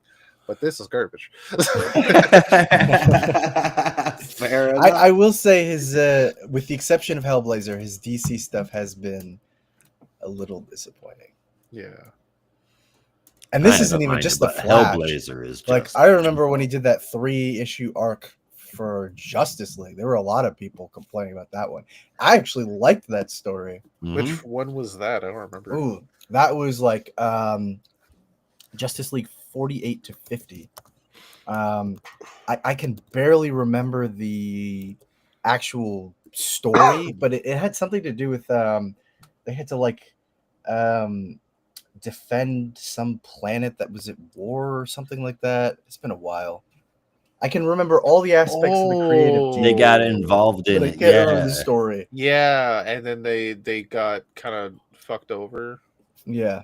because they basically caused political They went there turmoil. to try and instill peace, and by Yeah, doing so, yeah. they fucked everything up worse. Yeah, that was Cy Spurrier, right? Yeah, that was I that thought was it a was fun. really good. Yeah, that was a fun little story. It had a lot to say. Yeah, There we go. Let me pull it up. shit. Yeah, I know people were not in love with that one. Well, Dun, everybody hates everything. Let's face it. That is Just true. like Josh might hate our next book. I would not be surprised.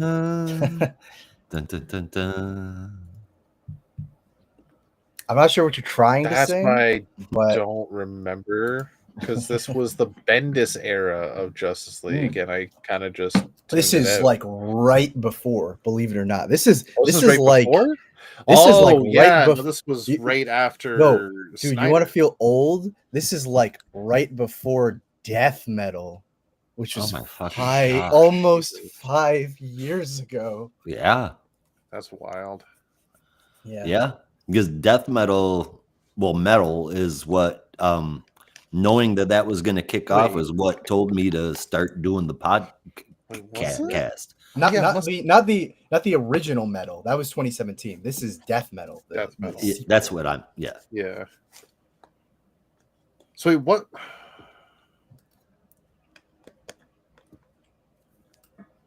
No, yeah. No.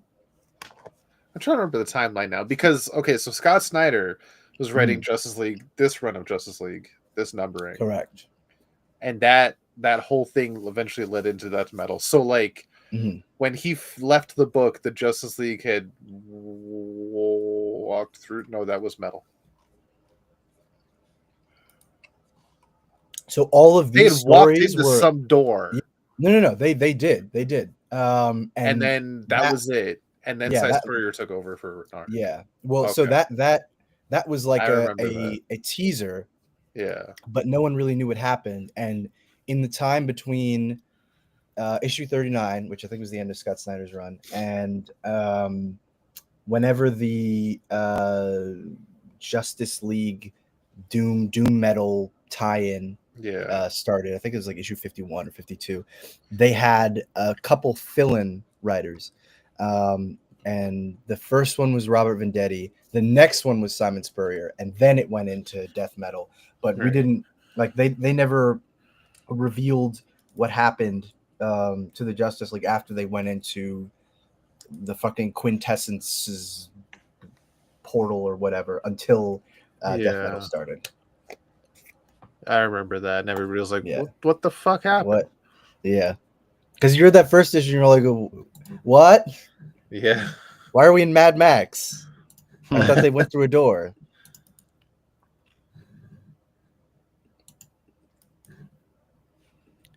Trying to look at the next page, fool. How do I do that? None of your business. No, fuck you. What are you Whatever. trying to find? That's See, the interior art for the very next page. first episode of this podcast released the week of July 28th, 2020. Damn. Right? Man. It was Almost 5 Batman, Superman number 10, Legion of Superheroes number 7, Red Hood and the Outlaws number 47, Suicide Squad number 7, Wonder Woman number 759, and Deceased Hope at World's End number 6. So that had to be the Tom Taylor Suicide Squad series, right? Yep. Oh my Yeah. god. So nothing good. Ugh. Ooh, That was you're not wrong. that was a bad first episode. you shut your dirty mouth. I loved that. I loved Suicide Squad. No, I did enjoy that Suicide Squad run, but I'm thinking about the rest of that lineup. Fair enough. No, what popped into your head was Legion of Superheroes, and you're like, "Fuck that." I didn't even You read Neither did didn't I. want to. Well, just the first No. issue, and then I was like, no, Yep. it's not gonna happen. Batman Superman number 10, or Batman Superman at that time. It wasn't bad. You literally got to watch Jamal Campbell grow as an artist over the course of his time on that book. Oh, that's cool. Oh no, that would have been Clayton Henry. I Or think. Clayton Henry. God dang it. Yeah. Yes. I wish Jamal okay. Campbell had done an arc on that because that would have been really cool. No, I meant Clayton Henry, but you yeah. got to watch him grow as an But artist. That first arc, the one from 2019, the Who Are the Secret Six, that was really good. That was like, honestly, because I'd become pretty lukewarm on Josh Williamson at that point. And I remember being like, oh, God, he's writing Batman, Superman? Are you serious? Like, the reaction that Josh would have now is what I had back in 2019. And then I read it, and I was like, this is pretty good. That first arc is pretty good. Yeah. The rest of the book, maybe not as good as that first arc, but that Who Are the Secret Six. Like, even now, I still think it holds up with all the Year of the Villain craziness. But that's the thing. I started reading that because I loved the Batman Superman or Superman Batman, whatever it was called, before New 52. I loved reading it, right? And then they bring it back with this, and they're like, all right, it's tying into metal. Okay, Secret Six. Yeah, this is pretty awesome. And then the next story arc was like fucking Zod and Scarecrow teaming up or some shit, and they're like, it was Zod and this is the shit Zod and Ra's al Ghul, which should have been really cool. Ra's al Ghul, but it was only 2 issues, and it was literally just like, I just need to use your Lazarus pit to resurrect Kandor. Okay, and then he does that, and then that's it.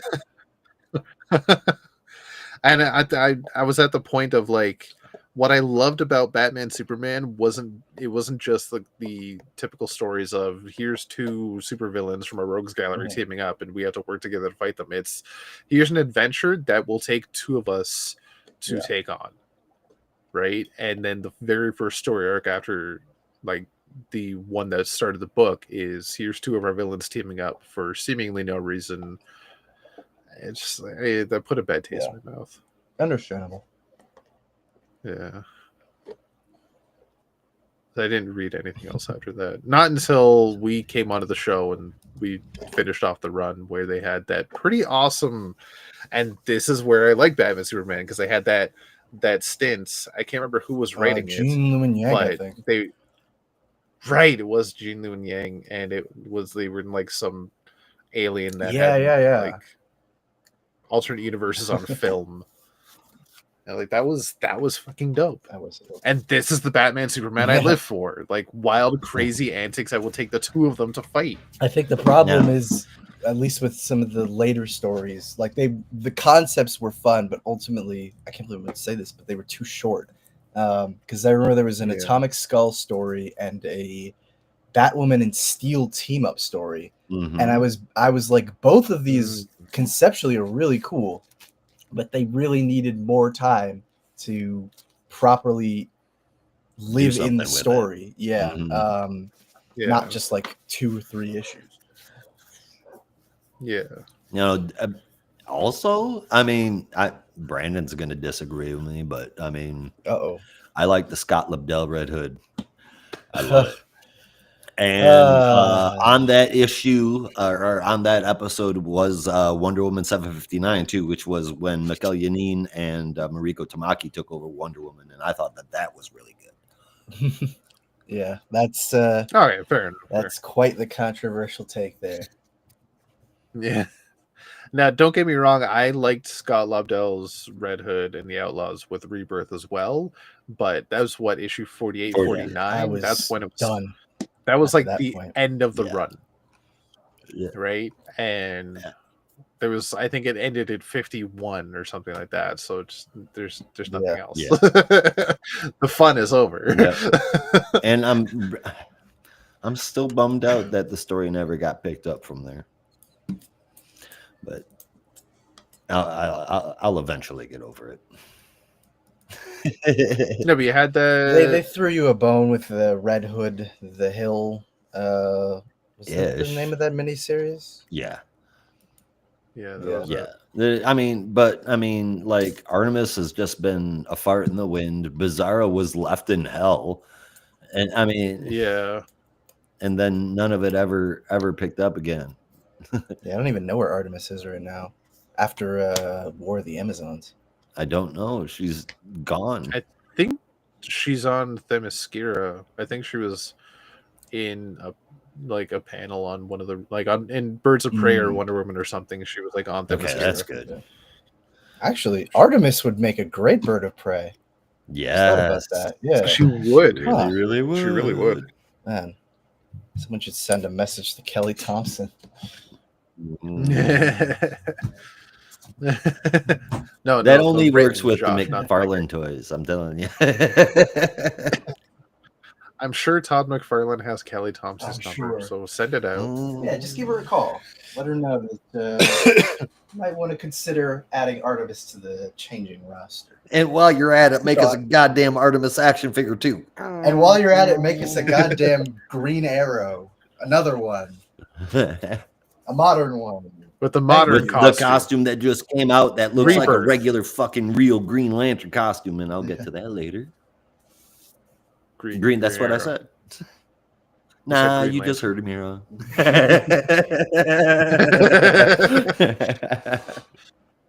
Oh, this Green Arrow costume is dope, but give me the Rebirth costume. Please. Yeah, I'm not gonna lie.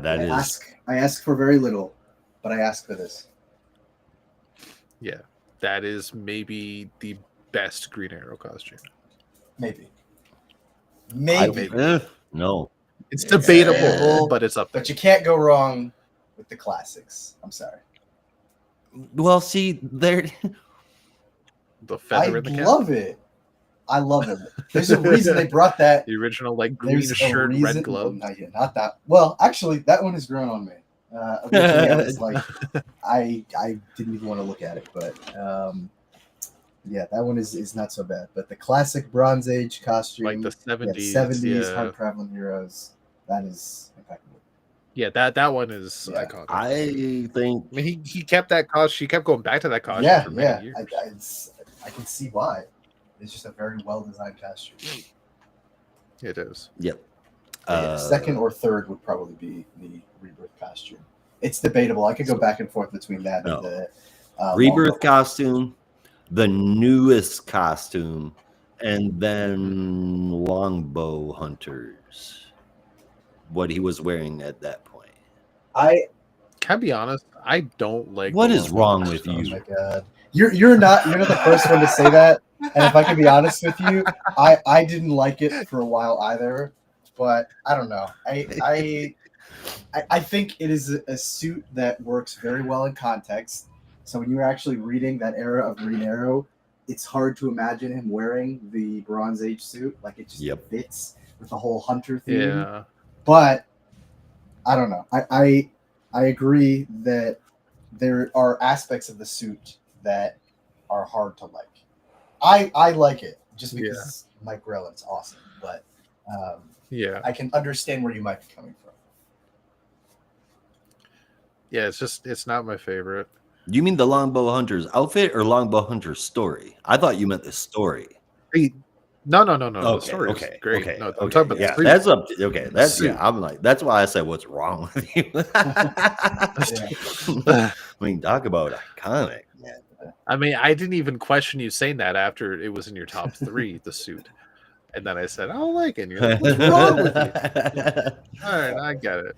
I will say there is one that maybe this will get me flack. Maybe this will get me flamed, but the new 52 costume, the new 52 Green Arrow costume.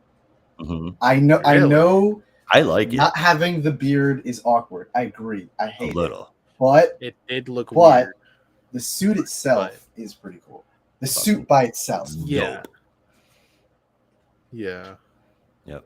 I mean, personally, I wouldn't call it amazing or dope, but like What? it is good. It's practical. When It's tactical. It's a hero when, suit. When reading the Jeff Lemire Andrea Sorrentino Green Arrow for the first time, I felt like I could really appreciate what makes that suit kind of cool. Mhm. Just as a suit, not necessarily Ollie's look overall. But I think if you were to put that costume on an Ollie with the goatee and like the classic Ollie look, I think people would appreciate it better. New I think 52 if he was wearing the costume, big goatee, long it would look goatee, and really the domino fucking mask, awkward. and you're done. Well, because it merges a lot of aspects of like all of the other Green Arrow costumes. Like it has the sleeveless look, it has the hood. I don't know. It just, I think I forget that had a hood. it just didn't Holy wear it shit. all the time. But Yeah. I just always pictured him with the weird shades. yeah, those are Weird goggles. Those are not great. That was it. The goggles are not great. Yeah. But they swapped That's that why. out. That's why I in- said the domino mask. Yeah, no, they swapped that. That's what I was Yeah. going to say. They swapped that out in the War of the Clans story arc. So he's not wearing the goggles. He's just Right. wearing the mask. I remember him wearing the domino mask Not- too. It looked way better with the domino mask. Mhm. But I don't know if that suit would look as good. Like it would work the same if he had the Van Dyke. I don't know. I feel like it would because it's not that different from the suit he had like right before the new 52. I mean, a little different. I don't. It's not entirely true, but There's only one way to find out. yeah, like it has. Got someone to draw. Yeah. Somebody draw it. Dan Moore. Yeah.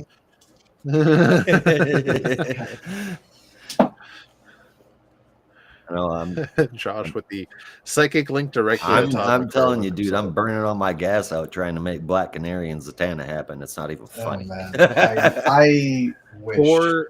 Four times a day, Todd McFarlane just gets an idea in his head and he has no idea where it comes from. He's like, Suddenly, I find myself thinking maybe. about Black Canary for some reason.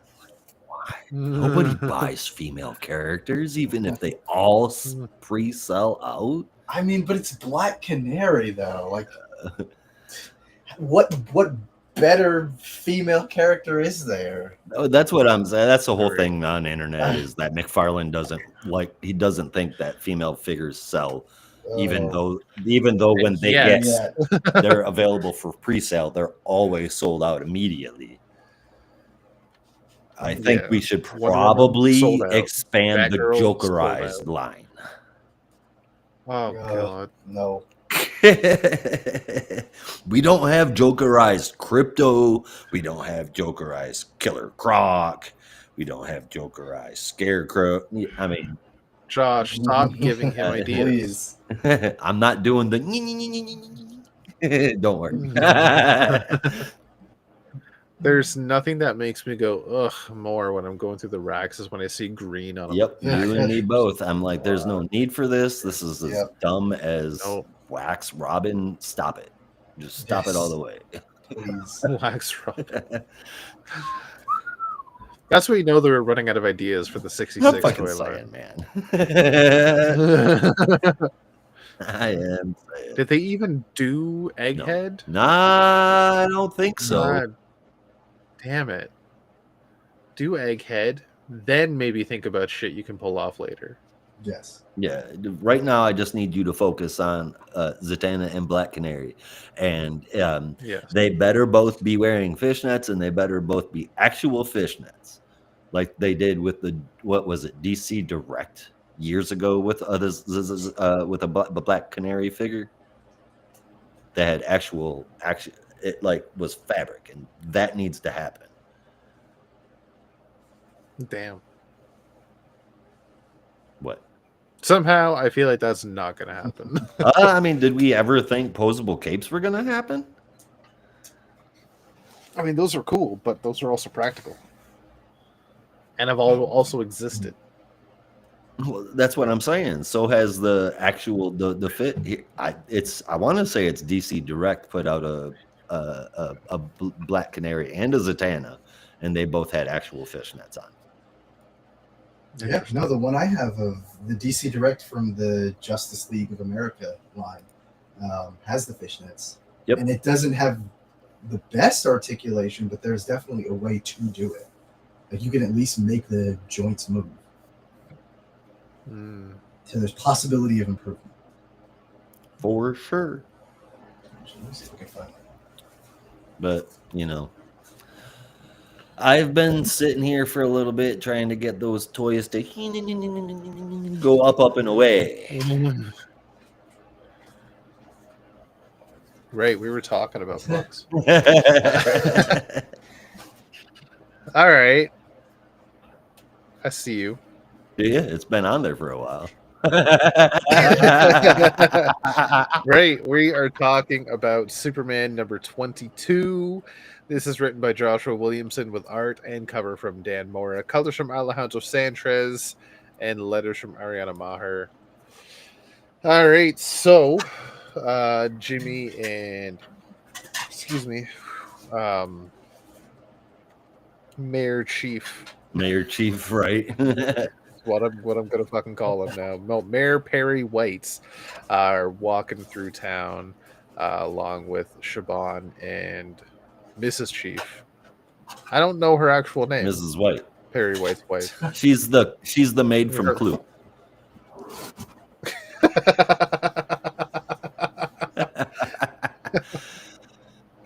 I like it. Just talking about Lois and how she's very rarely in the office and how much Jimmy just wants a photo of Superwoman to cheer her up and maybe get her back to work and back in good spirits. And then they see overhead a spaceship has entered Metropolis airspace. But Superman and Superwoman are going to be on the scene. Shaban then finishes off with, maybe today's your lucky day, Turtle Baby, which is my new favorite nickname for Jimmy Turtle Olsen. baby. Today's going to be the day that you get that photo of Superwoman. Right, so the super couple have arrived on this alien spaceship. This is the group of aliens that have come for Doomsday. Superman does remember the leader of the group, alien from the planet Calaton, which you last saw in Superman Doomsday Hunter Prey. Long time And ago. if you're like me, you only know about that series from an action figure comic book. Too bad. Or if you're like me, you only know that series because I've seen it so many times in the dollar bin, and yet I still have not purchased it. Even as a kid, I knew it wasn't that great.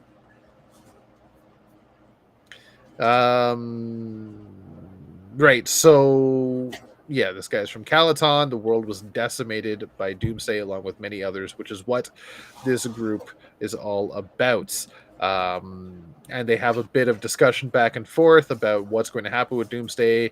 One wants to keep him prisoner and take him away and potentially kill him for revenge for destroying their homeworlds. The other one, Superman, wants to keep him on planet Earth, keep him alive because he knows that if Doomsday is killed, he will just evolve further and become even stronger. It's not a good idea. Keep him where I can keep him under control and in my purview at all times. I give him to you. Who the fuck knows what's going to happen? They have Well, shit does not end well. they have plans for him. Yes. They have plans, yes. Which is exactly what Superman did not want to hear. But on the other hand, this guy's decided to say, maybe if you don't hand him over to us, maybe we'll just have to start attacking people. Maybe. Sacrifice Doomsday's life, or sacrifice the lives of many people across the city. And that's what Superman, all right, bitch. I've had enough of your shit. You don't get to threaten my world. You don't get to threaten my people. Go fuck yourself.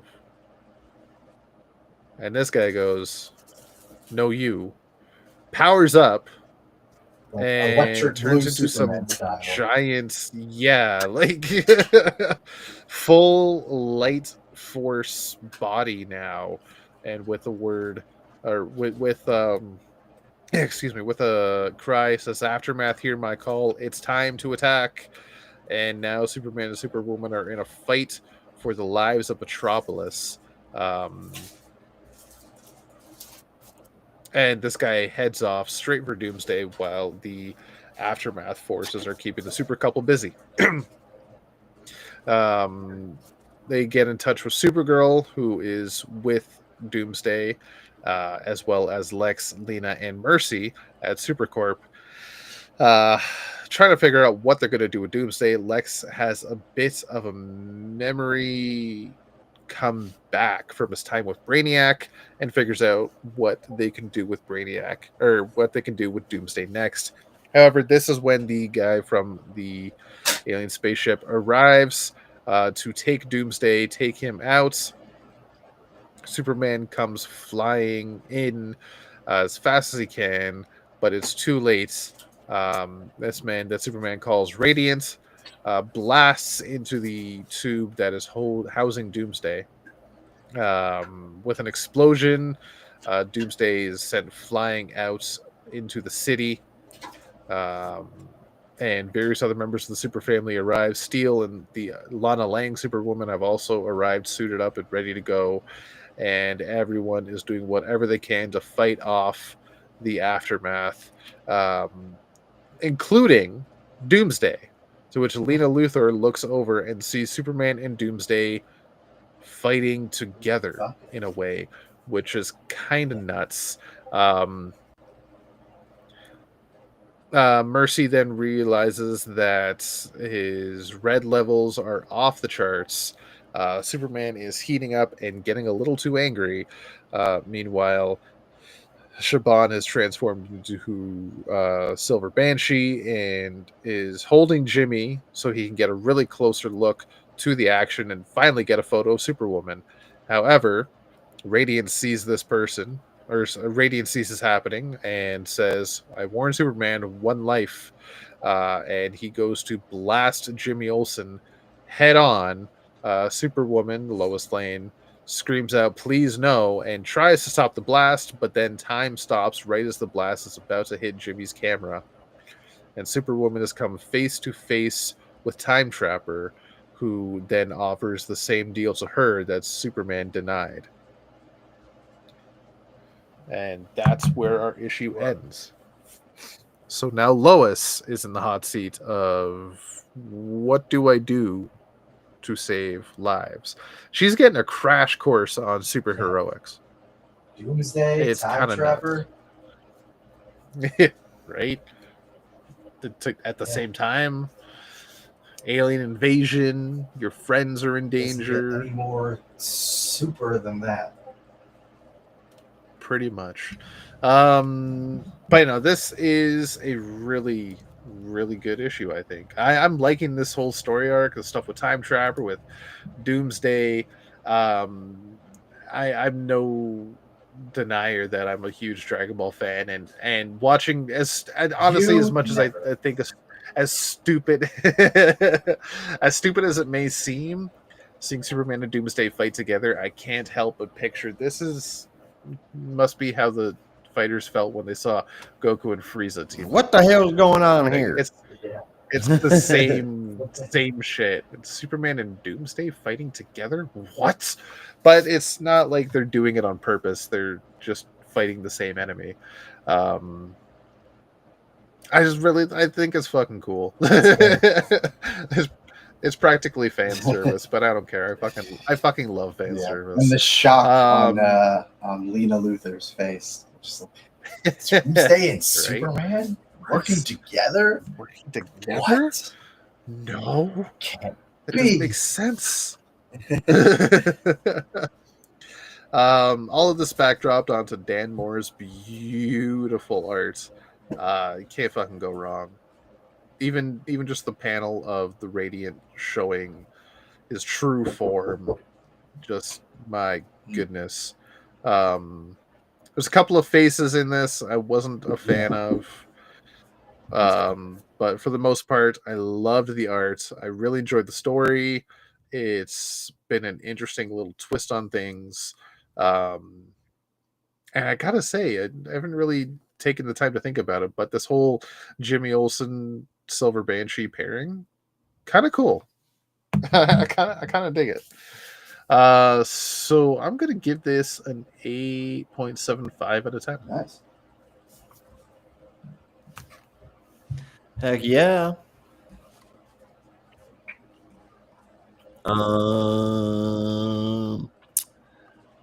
For Superman, I think it read really fast. Not necessarily a bad thing. The story moves quick, but Wait. Which read faster, Superman or the Flash? Superman, I think. The people want to know. Superman. I don't know. I think the Flash always won. But... Not in Zack Snyder's movies. Well, that's why those movies.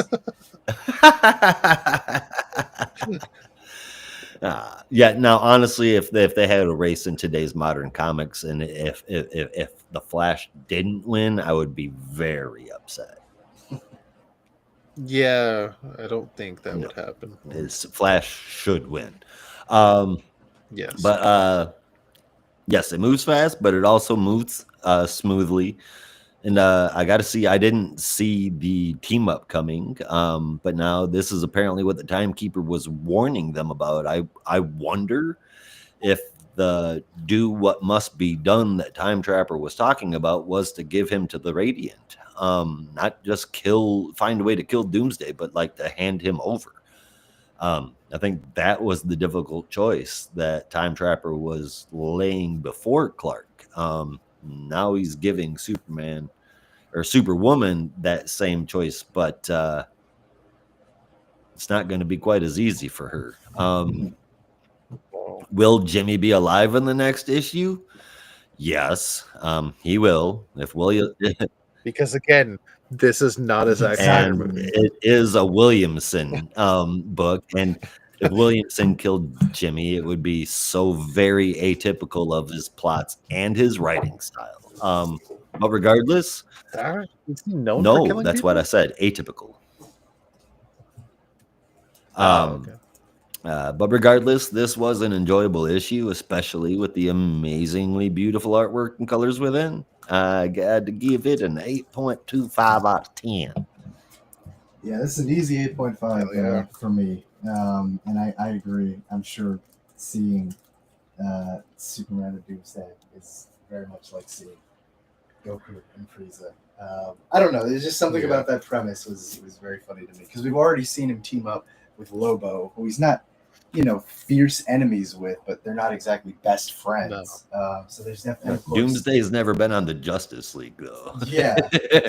Yeah. Well, maybe he could be. I mean, Superman Yeah, teamed up with like- Lex. Lex was in the Justice League. Superman teamed with Lobo. Lobo was in the Justice League. Maybe Doomsday will be on the Justice League next. Who knows? Somehow I have a feeling they just don't have a place for him. I mean, maybe the Justice League needs their Hulk. You never know. I was just gonna say they need something Exactly. smashed, Colin Doomsday. But yeah, no. Smash dudes.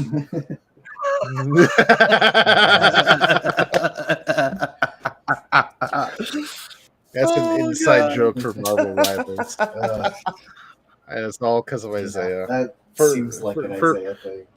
There's For There's- reference, it wasn't even him. He just popped into a match, and on the game chat, somebody who was playing Hulk is like, "I'm here to smash dudes," and Isaiah heard that, and that's just been a joke for us ever since. heard it, said it, and now it's funny as hell. So that's and then the voice line for Luna Snow says "ice up," but it definitely says "I suck." Yeah. It definitely says "I suck." And what's the one from Star-Lord I keep hearing? Man, what the hell was it? You heard something definitely not right. We'll have to. Yeah, it I'll have. wasn't right. I can't remember You gotta send it to right. me. Way off, and I'm pretty sure really inappropriate.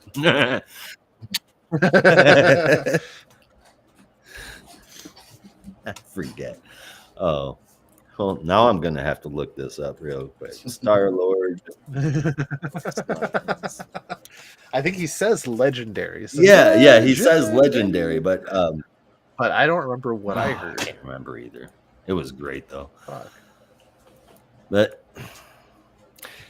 you know what? I should probably move on to the next book because our time here Not is before I not. give my score. Oh, I thought you didn't. You already say an Yeah. 8.5. No, that was before we had our little Hulk smash detour. No, 8.5. Yeah, Yeah, you started it out with your score. yeah.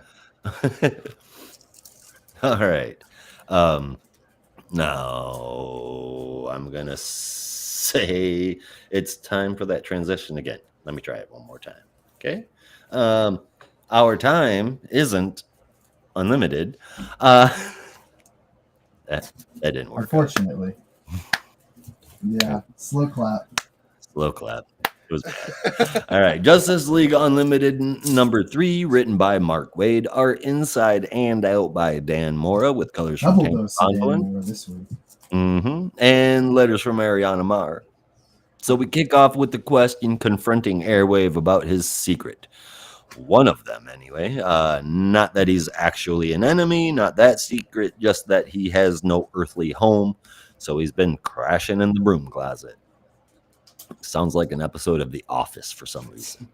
That's just a little bit of the background stuff that's happening while a huge problem has started. The perimeter of the Amazon rainforest is burning, the entire perimeter all the way around it, and it's quickly working its way inward. They realize that it's the work of Inferno, the bad guys from issue number 1. Not this. Nah, Disco. The team realizes that it's magic fire, so they call in magic backup to fight it, but it's not really working. Zatanna casts a spell to find out that it is Inferno, and then they also learn that they don't just want destruction. They want control of the green. Aquaman goes to find Swamp Thing and recruit him to the fight. Swamp Thing says that he's aware of what's going on and has already started to fight against it. He said that right before he was engulfed in the magic flames himself and reduced to nothing but a pile of ashes. So is Levi Kameni still here? We don't know. Swamp Thing has survived dying plenty of times before, but this isn't the OG Swamp Thing. I guess we'll have to find out. Man, the JLU just doesn't get a day off, do they? This Well, is that's why they're the Justice League, and not the normal league. right. There should have been a good joke there. It should have been. There is somewhere.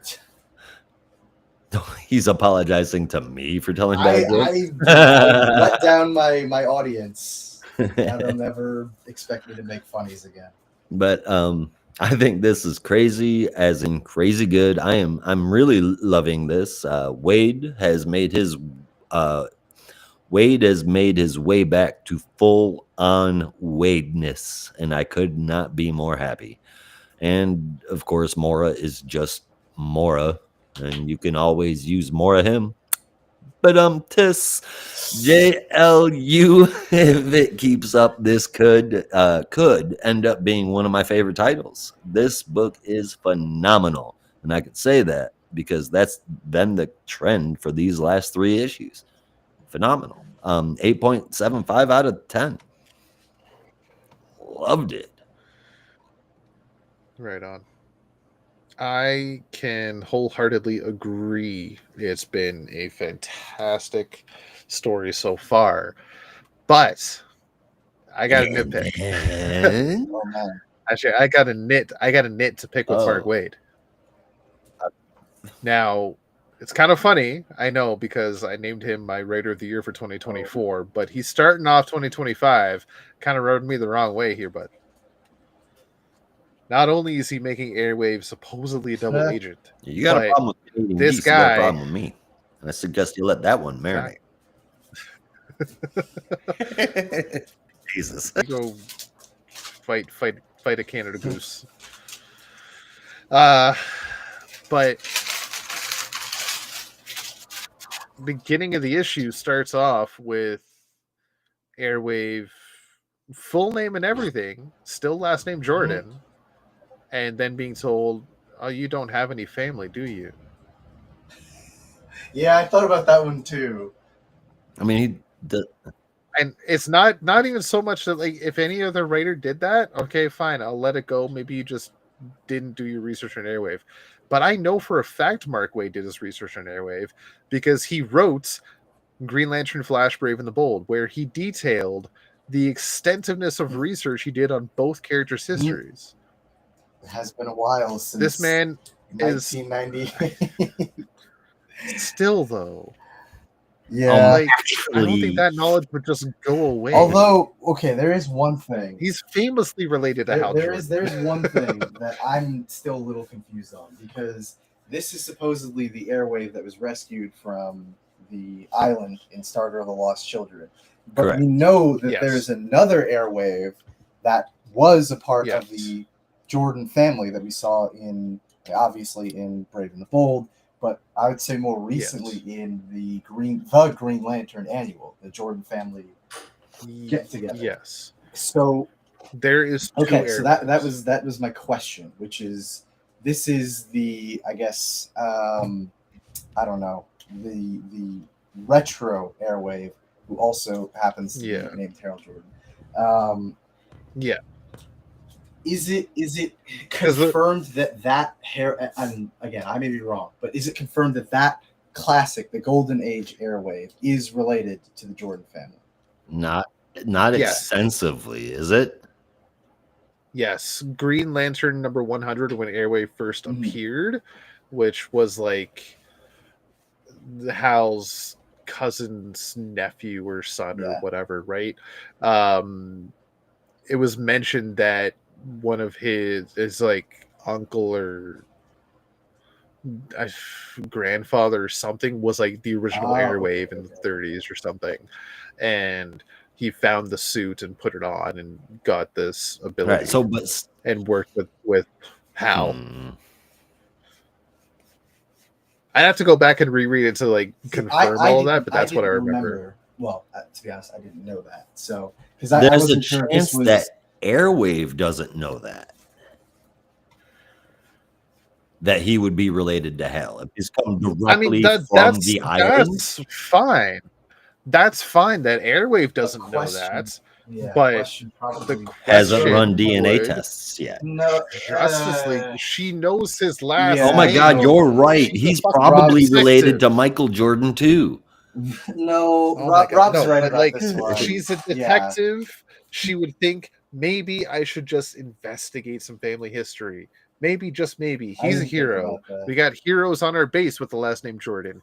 Maybe I should just. I think also that's the fact that probably we- going to be also the the fact whole that we crux know- of Airwave's return to the good side is finding out that he actually does have family. Also, like we've established, there's a second Airwave that is known to be related to Hal Jordan. That's the other thing too. Like the fact that they're aware I'm that trying. Hal Sorry, has Wade. Airwave. I Yeah. get it, but like that, I thought about this over the past couple of days, and it's like I can't forgive this. The only thing I could think of is maybe it's Renee trying. Maybe Renee suspects that Harold LeVay has, I guess, other orders that he's acting upon. Like he's the traitor.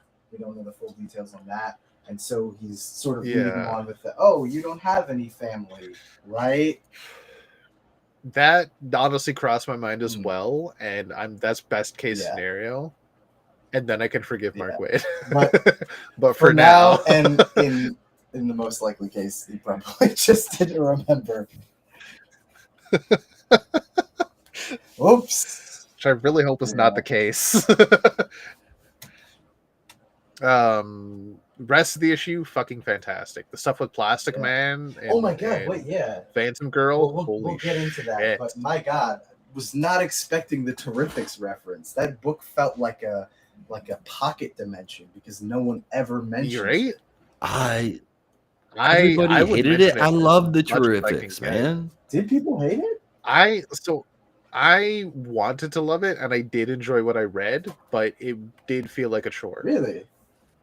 Wow. At I mean, I times. did not read the Gene Lewin Yang run, which I should have, but I was like from the jump was reading the Jeff Lemire part, the first 18 issues, I think, and I really enjoyed that one. I admittedly was only getting into it because I wanted to see if it had any connections to the Legion of Superheroes, but it continued to be a really great book.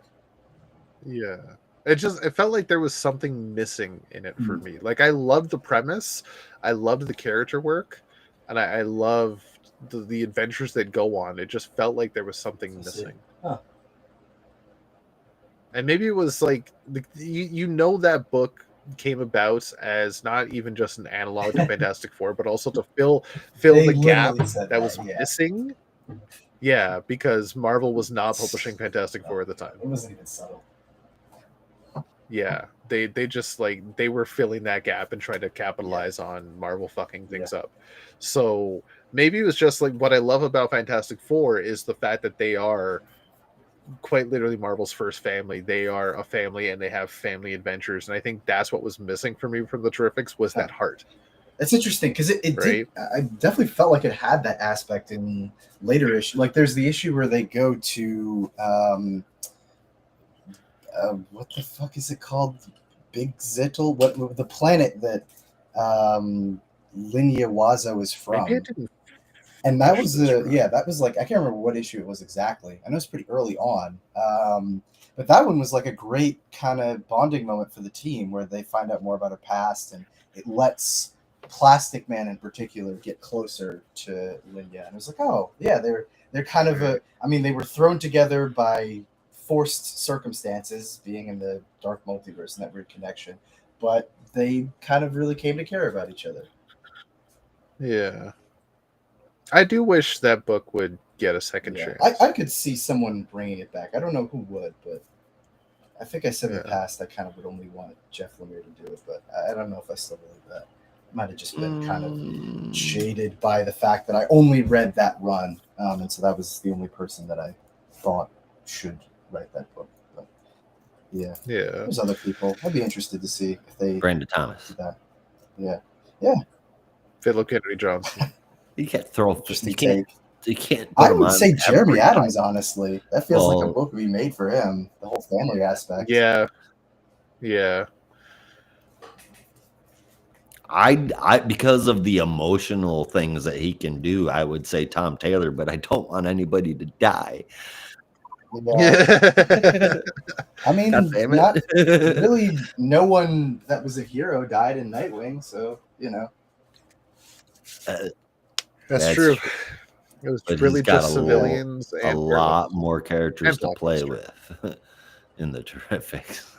Can't kill Yeah. Nightwing. Well, I guess Just just the four. Bring back Tom Strong, have him die. No. What? Jesus Christ. No, I don't. I don't want that, and you don't want that either. And I'll tell you why. Because if they kill off Tom Strong, there's going to be 1,500 fucking articles about DC just killed Tom Strong, and then there's going to be every single one of those articles is going to be like Tom Strong was a character created by Alan Moore, and then they're going to do that whole thing where they every time they do an interview with Alan Moore, they ask him about what he thinks of current comics. I swear to God, I have to read another fucking. Alan Moore is supposedly not doing Like- any more comic book interviews at all. No, obviously that, but he still does interviews. And people still ask him those questions. If I have to read another fucking Newsarama article about him yelling said about Newsarama. one thing or another, like I can't take it anymore. So I don't even want there to be any attention on any of his ABC creations. Top 10 reasons why DC killed Tom Strong. Yeah, no, none of that, please. Tom Strong. How strong is he really? Pretty strong, pretty darn strong. Or is he? If that is your real name. Anyway, Justice League Unlimited, quite honestly, right now is gonna get a 9. It's good stuff, man, for Yeah. sure. I'm right there with you. I gave this one Get a 9.25 and they fuck up Airwave, but right there with you. I gave this one an 8.75, but I think I'll give it a 9 and 10 because I did have a lot of fun with this issue. And the Terrifics mention really did win me over. But yeah, no, I continue to love this book, wondering what the hell the Inferno mystery is going to lead to. And there's one more thing I remember. Hey, what the hell's going on with Swamp Thing? What the hell is going on with Swamp Thing? He'll be fine. He's gone through worse. He's Parliament of better. Trees is burned down. He'll be back. Yeah. Well, I mean, there's a lot of that going on. A lot of the talk in the Poison Ivy book about her association and coming into her moment as the Avatar of Green. So that's where my question marks are coming from. That was the other thing I was going to ask. Okay. I vaguely recall some old issues of JLA that Mark Waid wrote with the Atom, and I don't remember exactly how the Atom was in those. I'll have to go back and check. But why is Ray Palmer such a dick in this issue? Isn't Like, Ray Palmer I know- generally a dick? I mean, he can be stern, but he's never that bad. And he was always a great mentor to Ryan, and usually was a friendly guy to call in if the Justice League needed a scientist. But he's not insufferable, but he's just like so much more stern. I don't know. The Atom Project. He's got a lot of shit on his plate right now. I guess I'm just like, damn, dude. Like, what the fuck? You guys were. he's a little too Hank Yeah, I was Pym. like, Hey, you guys He's were not on the Justice League together in the '90s. You had a great time. I'm sure Plastic was a little annoying, Yeah. but like, what's going on with you, man? I will not stand for this Ray Palmer slander. That's what I'm saying. I will say though, there's a reason I shared it on the Discord like the day it came out, like that first opening page. Hey Renee, why the long face? that Really, shit Ray? was hilarious. Shut up, Ted. Yeah. I thought that shit. Shut up, Ted. Oh, that was blue. Yeah. Shit. In my mind, this whole time, I thought that was the Atom. That doesn't sound like an Atom line, though, my man. Yeah. That definitely Even sounds as I was like sitting Ted. here talking about it, I'm like, Yeah. that should have been Ted Cord, not Ray Palmer. And here it was the whole fucking time because I'm an idiot. Justice for Ted. Why is the question so mean? When are we going to get our Blue Beetle solo issue of Justice League Unlimited? That's what I want. Oh, God, yes. Actually, They're do want two that. now, though. We could go on a solo mission, or maybe he's investigating where the hell Booster Gold might be. I mean, we know where he is, but We're gonna have to ask Aquaman need- for that. I need a Green Arrow and Supergirl issue, and I need a Huntress and Question. Oh, give me 100s and questions. you series. just want the animated series. Don't you? I want the God animated damn series. it. You caught on so quickly. But is it Vic Sage or Montoya? Well, I mean, Montoya. who even knows what happened to Vic Sage? Vic Sage doesn't even know what happened to Vic Sage at this point. Neither does Richard Dragon. Isn't Richard Dragon dead? Yeah, that's why he doesn't know. Isn't Vic Sage dead? Maybe. Well, he was, and then he wasn't, according to Bendis and Greg Rucka. The Yeah. explanation for that was, I remember dying, and then... Huh? Anyway. Yep. Yeah. Ellipses. Yeah, the last thing I remember being in was that Lois Lane 12-issue series. I don't know where he's been since. Somewhere out there, I guess. Probably Chilling in Hub City. Yeah. Yeah, he's back in the Himalayas in the Yeah. snow. One of the two. Well, there's a character who needs his Yeah. own series. I mean, we have the question all on the Watchtower, but what's going on back in Yeah. Hub City? I want to know. I just want to see conspiracy theorist Vic Sage just full Yeah. force. Of course you do. Going nuts. Maybe there's some conspiracies Right? going on in Hub City. You know? Going crazy. I think if ever there was a time, it'd be now. The time is now. But I digress. Speaking of, I don't know. I got a horrible transition. Character. Speaking of characters I just mentioned from Justice League Unlimited, how about that Green Arrow book? How about that Green Arrow book? Oh, that's me. Green Arrow number 20 is part 3 of Freshwater Kills. Written by Chris Condon with art from Rob's favorite, Mr. Montos. Colors from Adriano Lucas and letters from Hassan Atsme and Elhau. Our story picks up once again with the young boy, Kenny, who basically has been struggling with whatever weird substance he got into his body that we have seen in the past few issues, finding out the unfortunate news that he is sick and it has the potential of getting worse. But we'll have to deal with that later. We cut over to some police precinct in Star City, where we're finding out more about the freshwater killer that we captured in the last issue, one Francine Dory from Galesburg, who apparently had no criminal record and is suffering from leukemia. Just kind of trying to find out the motivation and what exactly is going on. And that's when Francine starts freaking out, saying something about it hurts, and crying for medical, but unfortunately she passes away before they can get her, which leaves Ollie in quite an upset state, lashing out at Detective Benitez and walking out with the file that he'd gotten from the cops, much to both of the detectives' chagrin, because now Ollie has all the information in the case. So we cut back to Ollie's apartment, where he is doing what he does best, not fighting crime, but cooking up a nice pot of chili and talking to his pretty bird, just catching her up to speed on everything that happened, including a reference to his connections Two Horton Chemical, which I was wondering when that was going to happen. And really seeing Ollie in kind of a frustrated state, in that he really wants to figure out how the hell someone could end up in this situation as the freshwater killer, but isn't really getting anywhere, but can also kind of understand how someone would become a freshwater killer given her financial troubles. Dinah, unfortunately, is busy, so ends up kind of leaving Ollie, and Ollie's like, I'll just go on the roof and blow off some steam and shoot some targets or something, whatever.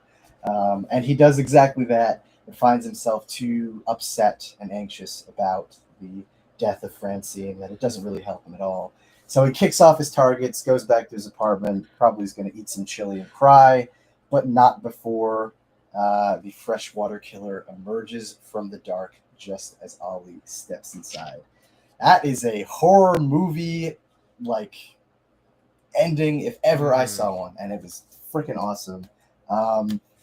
What do you say about Green Arrow? Like, I had pretty solid expectations for this book, and it has delivered in every way, and has continued to just build a really interesting and compelling mystery, staying very grounded while giving us great character moments with Ollie.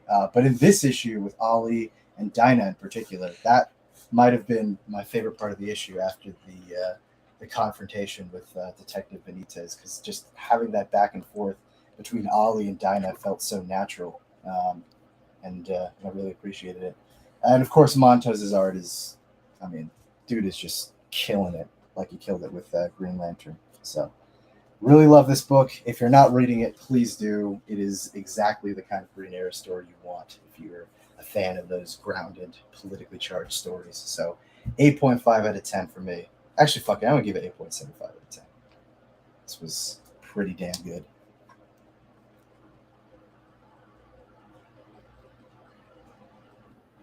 I agree. Or not. I don't know. That silence scared me for a second.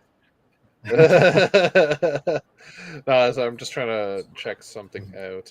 No, I 100% agree with pretty much everything you said. Oh, thank you. It's nice to feel validated, you know? Now, do you do parking as well? Nah, sorry. It's above my jurisdiction. Okay, I take back everything you said. This opinion was quid pro quo. Quid pro quo? Did I get crows? I meant quo. Quo. Quid pro quo. Quid pro quo is when you make a deal with a crow, and you do something for the crow, and the crow does something for you. Caca? Exactly. Birds of Prey. Yes. We're talking about Green Arrow, though. I mean, one of them's in the book. The bird-themed character. Yeah. No, this is a great freaking mystery. It's everything I love about Green Arrow in a book together. It's just fantastic. I could rave about it all night long, but we ain't got that much time. I honestly don't know what else to add that you haven't already said. It's a brilliantly crafted story. It's got Montos, my artist of the year for 2024. I love the art style. I love the layouts. Yeah. And I absolutely love the way they did the credits at the end. Yeah, it feels like a TV show or movie or something. Yeah. So fucking good. But no, this is easily going to be my book of the year 2025 as well if it keeps going like this. But yeah, no, this is going to get a 9.25 out of 10. Hell yeah.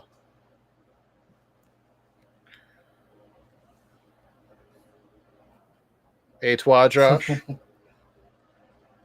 Are you muted? I was muted, but only so you guys didn't hear me going ham on the keys. Just replying to somebody requesting us to review their comic book. Oh, hell yeah. We do enjoy reviewing comic books. It's kind of what we do. Especially indie comics. Usually. Just know that we'll be honest. Yeah. It'll take us maybe an hour or so before we actually start talking about the book, but we will do it. We definitely will We get. Yeah, will, in we'll get fact, to do it. It's always on the list. You're on the list, and it's Just if it's a good list, Chris Condon is on it too. Pushing Yeah. full on social justice warrior with Ali, and that takes some balls to do today. I fucking love this. This is my Green Arrow, more than just a wisecracking dude, not just a joke, a hero that stands not just for the people, but for humanity of all from a street level perspective. Even when he knows that it's a horrible person, he knows that that person needs to be treated with respect. I have to admit, I've always said that if I could be a hero, I'd be Batman. I feel like that may have been the easy answer because he always knows how to fix everything. Green Arrow doesn't, but he'll never stop trying. He'll always stand up for those who needs it. I haven't read Green Arrow written well in a very long time. I haven't seen this Green Arrow in even longer. Not only is it written well, it's actual Green Arrow, and it can't get any better than that. And it certainly does not help or hurt, excuse me. It certainly does not hurt that Montos and Lucas have their fingers in this pie too, because it just sends it over the top. It makes an amazing book, and I'm giving Green Arrow a 9 out of 10. Hell yeah. Hell yeah. Hell yeah. No, we're doing Green Arrow, not Kite Man, guys. What the hell? Jeez, it What doesn't the take hell, it. yeah? It damn. You walked right into it. Oh, and I messed it. Whoops. Oh well. Well, Detective Comics.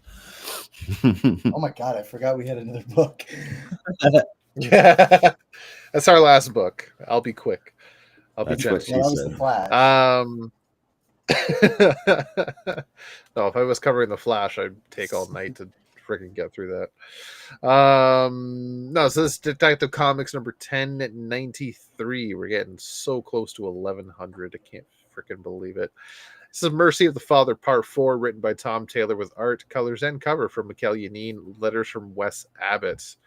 And we get a brief look at shortly after the death of Bruce's parents, people left flowers, wreaths, and all sorts of stuff at the gates to Wayne Manor.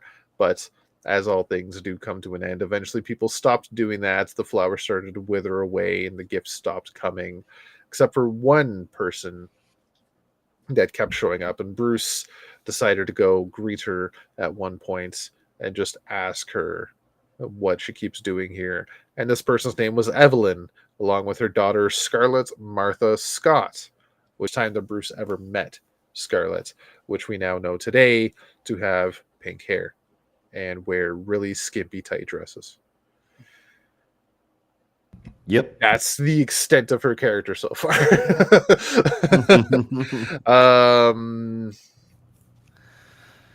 Kind of. Yeah, she's Kind of. I mean, there's not much else we know about her. Yet. They say she's a scientist, but at the same time, hasn't actually shown her doing anything. Translation: she's not been seen in a lab coat.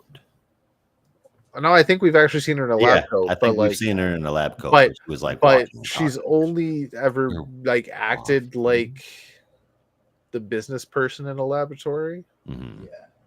and never actually doing any science. That's because it's all a cover because of who Exactly. she is. Exactly. It's all just a little suspect for my choice. For my taste. But wait, we'll get there. We then jump to the present day where the Bat family are hunting. Rescuing Thank you. teenagers. Yes. See, they From- see the difference there between Batman and Green Arrow again. Yeah. Yeah, so they're gathering. People wonder where Robin got that from in Teen Titans. They're gathering all sorts of troubled youth, teenagers, and kids in need of help that have all escaped or have been released from I don't remember the name of the building, but it was a juvenile center. Um, and they've all been tasked with their own people they got to find, and they all find them together. Batman's boy that he's got to find is actually about to get beat by his stepdad, which Batman intervenes, takes out the stepdad in just a glorious fashion, arrests him. Yeah, I And liked then, it when the guy won't pull a gun on him and he goes, "You're such a little man." yep. Yep. That made me smile. Continue. I'm sorry. Oh no, no! What made me smile was that you can both get out of my house, freak, and he just goes, or. Right. And then the guy's face just instantly drops. Like,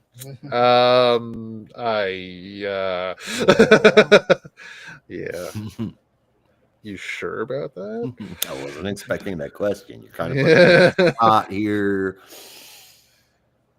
Can I get back to you? That's perfect. Yeah.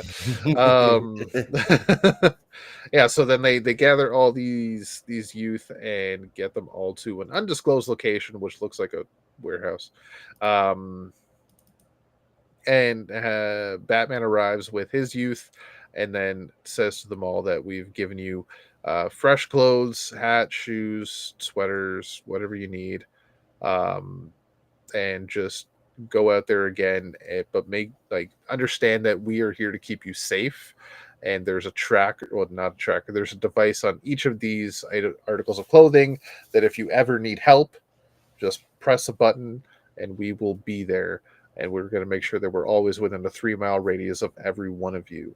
To which Tim then starts to whisper to Batman, I know this is supposed to be incognito, but you're telling people it's just a device, but I know there's microphones, listen devices, trackers, cameras, all sorts of shit on those things. What's going on? And it was a fun little interaction between a few Robins. Josh, would you agree? A few Robins and Batman. The Bat family is definitely showing up. Yeah, and being you had themselves, for you sure. had Robin and Robin Hood and Batman. Now you just took it too far. You're right. Green Arrow was not there.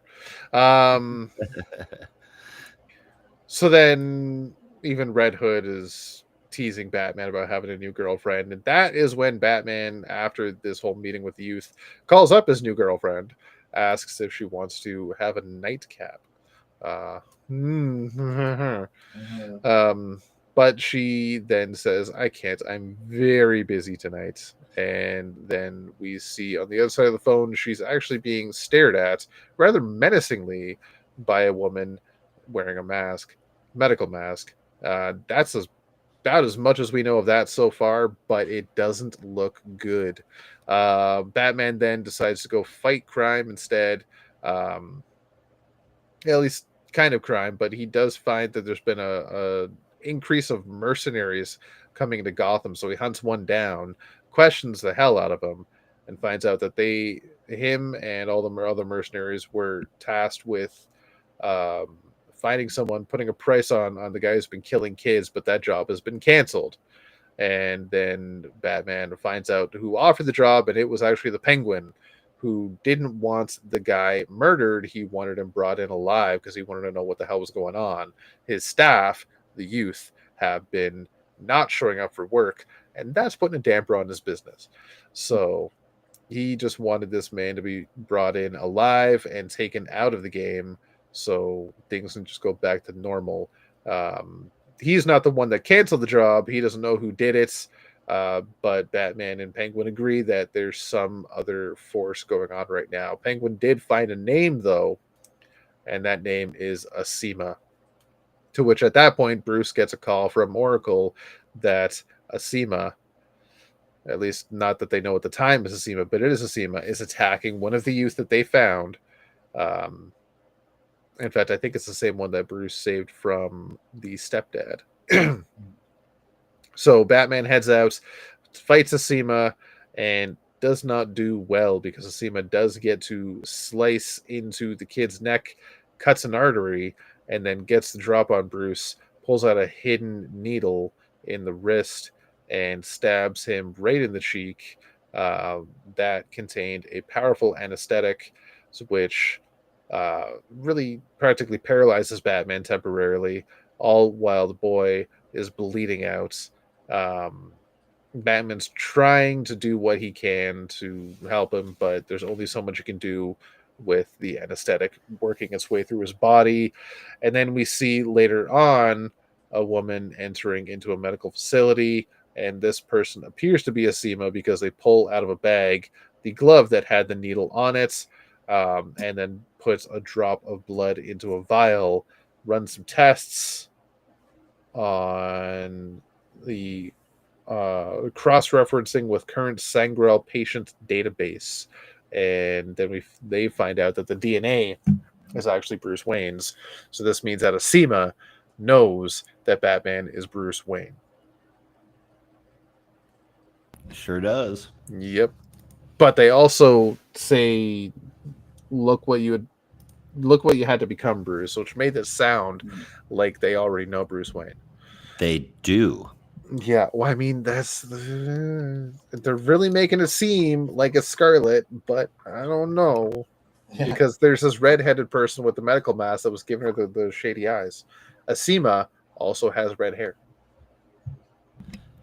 This is true, but Yeah. also, red hair is kind of a female thing in the Bat Family universe, including wigs. It's kind of like a green and purple costume, homie. So you're saying that Asima and that person with the medical mask is really Kate Kane? I mean, Kate Kane has red hair. She also just wears a red wig. That's the funny thing. I think that this Talon is the Scarlet. Now this I think it's trying to make the girlfriend look like it's the Talon, and I don't think it is. The girlfriend is Scarlet. That's her name? Yeah. I had that backwards then. Okay, my bad.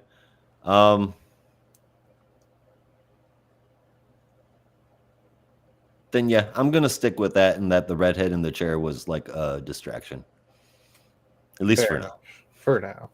At least for now. All I know is Tom Taylor is writing a detective story at Detective Comics, and I'm fucking happy. It's about damn time.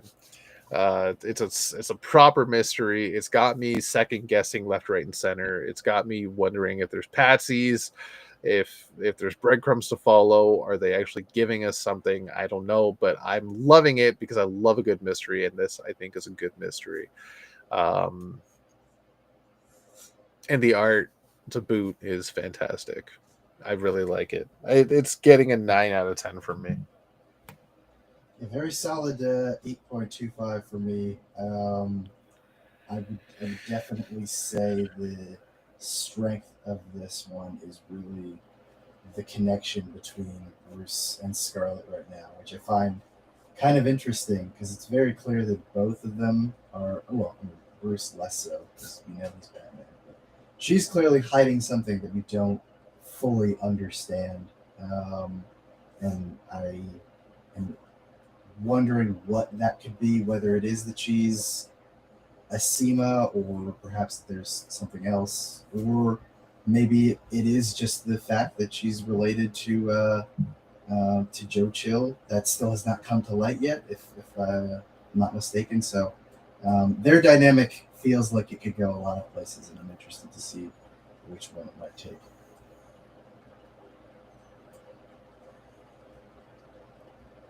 That's my one nitpick right now, though, for Batman and Robin, Detective Comics, and Batman, is that for each book, when I start the issue, for like a solid 5 to 10 pages, I'm struggling to remember which story is which. Yeah. It's not that they're all like the same story, but like they're all like gritty mysteries Yeah. with murderers, and I'm trying to like, okay, which one is this? Is this the one with Is this the the with girlfriend or the or the the who little oriented girl with you? yeah, and they all have Robin. Like it's so hard to keep track.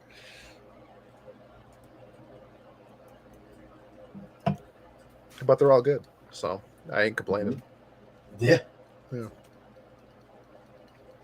Hey, Josh. Gotta start like writing a planner or something. Like, okay, this week is the Batman mysteries with fucking Asma, and this is the week with what's his face from Batman and Robin, Memento.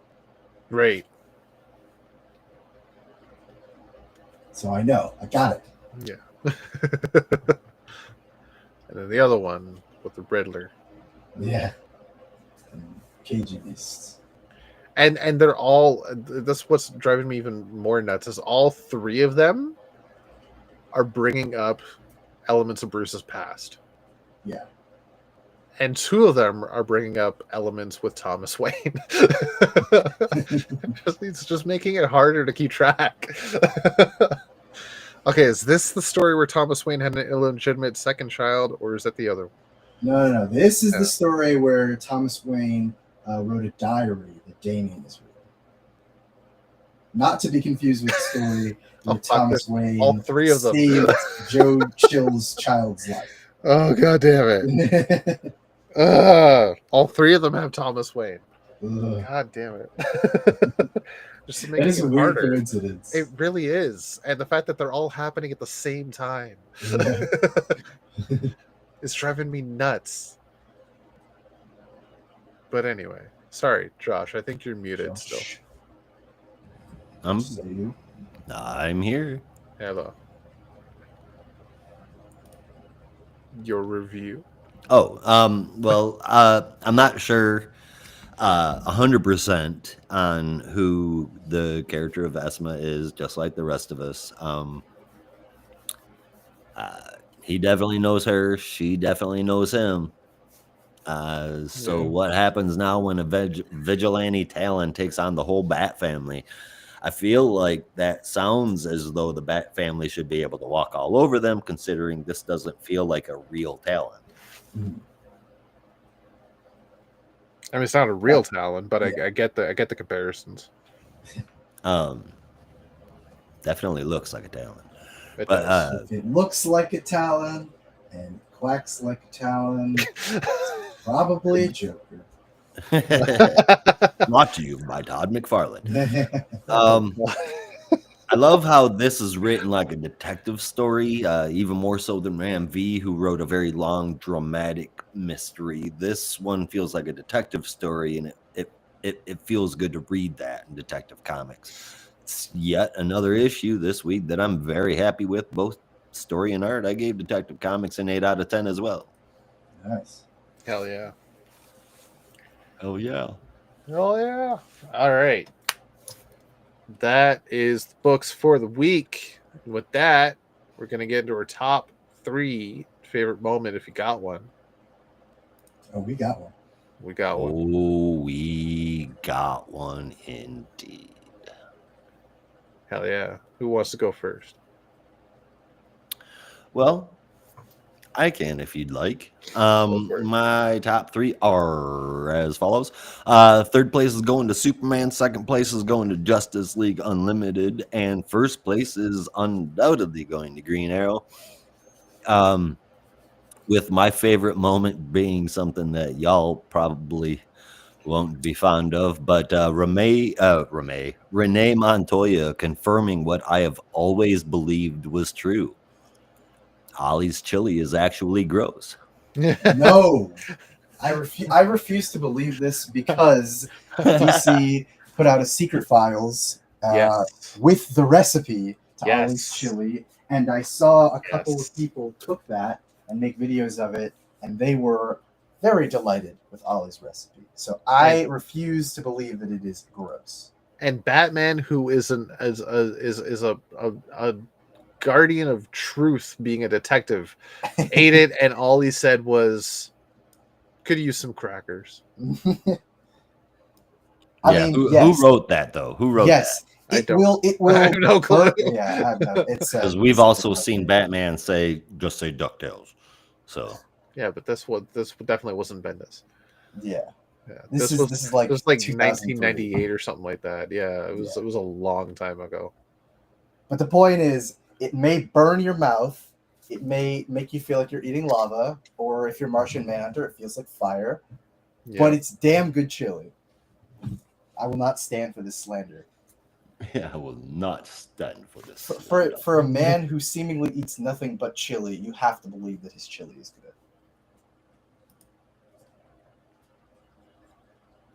Did you say I seemingly eat nothing but chili? I said Oh, for a Green man, Green Arrow, no, Green Green Arrow. Okay, Unless yeah. you're saying you're, unless you're You know saying you're what? Green Arrow, which No, I mean, no, that would that be would be cool, awesome. but no. Man, his digestive system. Oh my god, yeah, you know Jesus he's in the Christ. toilet. It's like, every is there, and there, I mean, now there's toilets on the island, but before, Yeah. Can Oh, you no. can you Here's imagine? the recipe. Wait, this would make for a terrible short story, but could you imagine Ollie and Dinah living together, and Ollie cooks up some of his wonderful homemade chili, and he's like, "Ooh, that shit's moving fast. I gotta hit the crapper," and just completely demolishes it, and she's like, "You're not sleeping with me tonight. You smell too bad." It's like, we're done here. Yeah. Ouch, sir. Here, I sent that image in our chat, so now you can see exactly what we're talking about. Fantastico. And it's got 2 teaspoons of cumin, 2 teaspoons of paprika, 1 teaspoon of cayenne pepper, 1 cup of minced onions, half cup of chopped green pepper, 2 teaspoons of minced garlic, 1 teaspoon of freshly ground black pepper, tablespoon of California chili powder, tablespoon of Gebhardt chili powder, tablespoon of hot New Mexico chili powder. So it's really spicy. Yeah, that and might be a little I'm outdated, feeling but- really, really fucking bad for Dinah. Don't worry, in the image, she's the only one not eating it. She's smart enough not to. If she's not smart enough to not share a bed with guy who eats chili for breakfast. Well, it's egg chili. Maybe it gives you less gas. Who knows? It's egg chili. Yeah. What's egg? Is that like when you make scrambled eggs and dump salsa in it? I don't know. Maybe. I don't know. That just turned my stomach a little bit. I don't know. Rob, how do you feel about Hal saying, "I don't have enough willpower to eat this"? I get it. I don't like spicy food either. Is he being genuine, or do you think he's just leading Ollie on because he really doesn't want to eat his chili? Both. I just love the flash. Like, that finally, I have something to use against Captain Cold. Yeah. Oh, perfect. Poor John. It's like I didn't survive Fire. Mars It tastes like burning fire. for this shit. Yeah. It tastes like fire, he says. That's fucking Fire. Bones of Mars. All right. I can go, I'll go next. My number 3 is going to be Justice League Unlimited. My number 2 is going to be Detective Comics, and then my number 1 is also going to be Green Arrow. But my favorite moments might actually be from Superman when I forgot his name again, but the guy with the late show wanted to kill Armstrong? Doomsday. Yeah. Yeah. No. Oh, you're talking about the- Radiance. Radiance. Caliban, Yeah. When the he Caliban just like top. powered up and showed off his radiant body, just like, oh Yeah. shit, this guy's got some stuff going on. All right. Yeah. Yeah. Which honestly, as cool as it was, I was like, all right, yeah, he's got some shit. It also raised more questions like, how did this happen? I don't know why Well, you you asking have me. to read Superman Doomsday Hunter Prey to find out. I don't want to do it again. I've got it right Yes, here as somebody well. wrote it. Oh, if you got it right there, I mean, I mean, I thought I did, but like now I don't see it. So I had one of those like they had Doomsday hardcovers, and I got Volume 4 on discount at the old comic shop, Oh, nice. and that one had Hunter Prey in it. Yeah. Well, you know what it's time for, Reading Hunter Prey. obviously. No, I refuse. All right, Brandon, what's your Oh boy. top three? Let us see. Number 3, I will give to Superman 22. Number 2, I will give to Green Arrow, actually. But my number 1 pick for this week is Justice League Unlimited because, as I said, it already won with the Terrifics mention. Yeah. So it had me from the get go. My favorite moment this week. I mean, I honestly, my you favorite. had me from Terrifics, Jerry. Yeah, my favorite moment. My favorite moment probably came from a book we didn't talk about, which was Metamorpho. But if we're sticking with books that were just on this list, it probably would be the final page of Green Arrow because that was really awesome. It was like something straight out of a horror movie. Yeah. But Metamorpho shocked me this week because it is the first time and probably the only time I will ever hear Lonnie Donegan and Skiffle mentioned in a comic book. For anyone scratching their heads like, what the fuck did you just? What are you talking? Just look up the history of Skiffle in the UK. It's like the precursor to basically what the Beatles would become. Oh shit. Interesting. Yeah.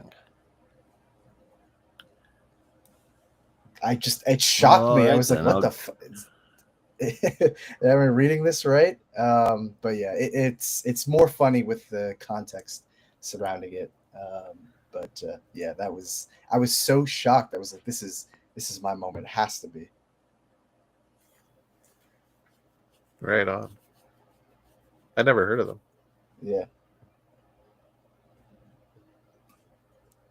Huh. Anyway, I gotta look them up. Yeah. That's really cool. It's just, I mean, I figure it's because Al Ewing is British and also Yeah. fighting the Mad Mod, so naturally, him being a mod would have some role to play in the reason that Simon Stagg. Well, I don't want to spoil the issue. It makes more sense to actually read the joke in context, but I thought it was pretty funny.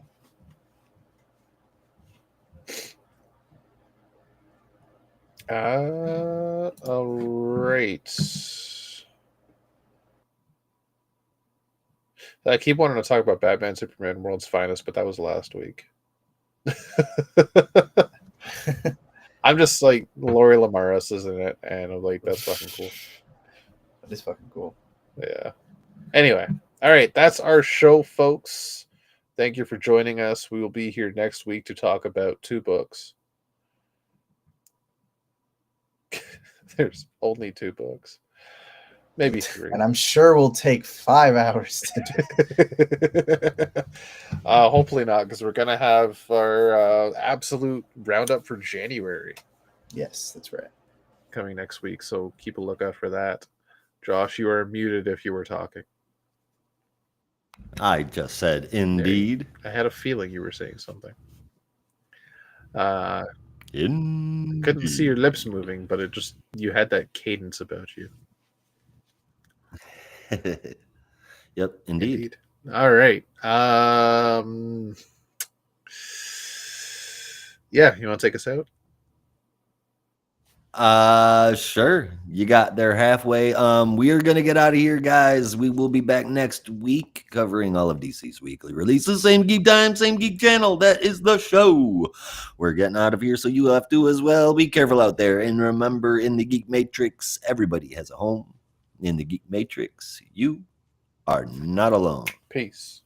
See ya.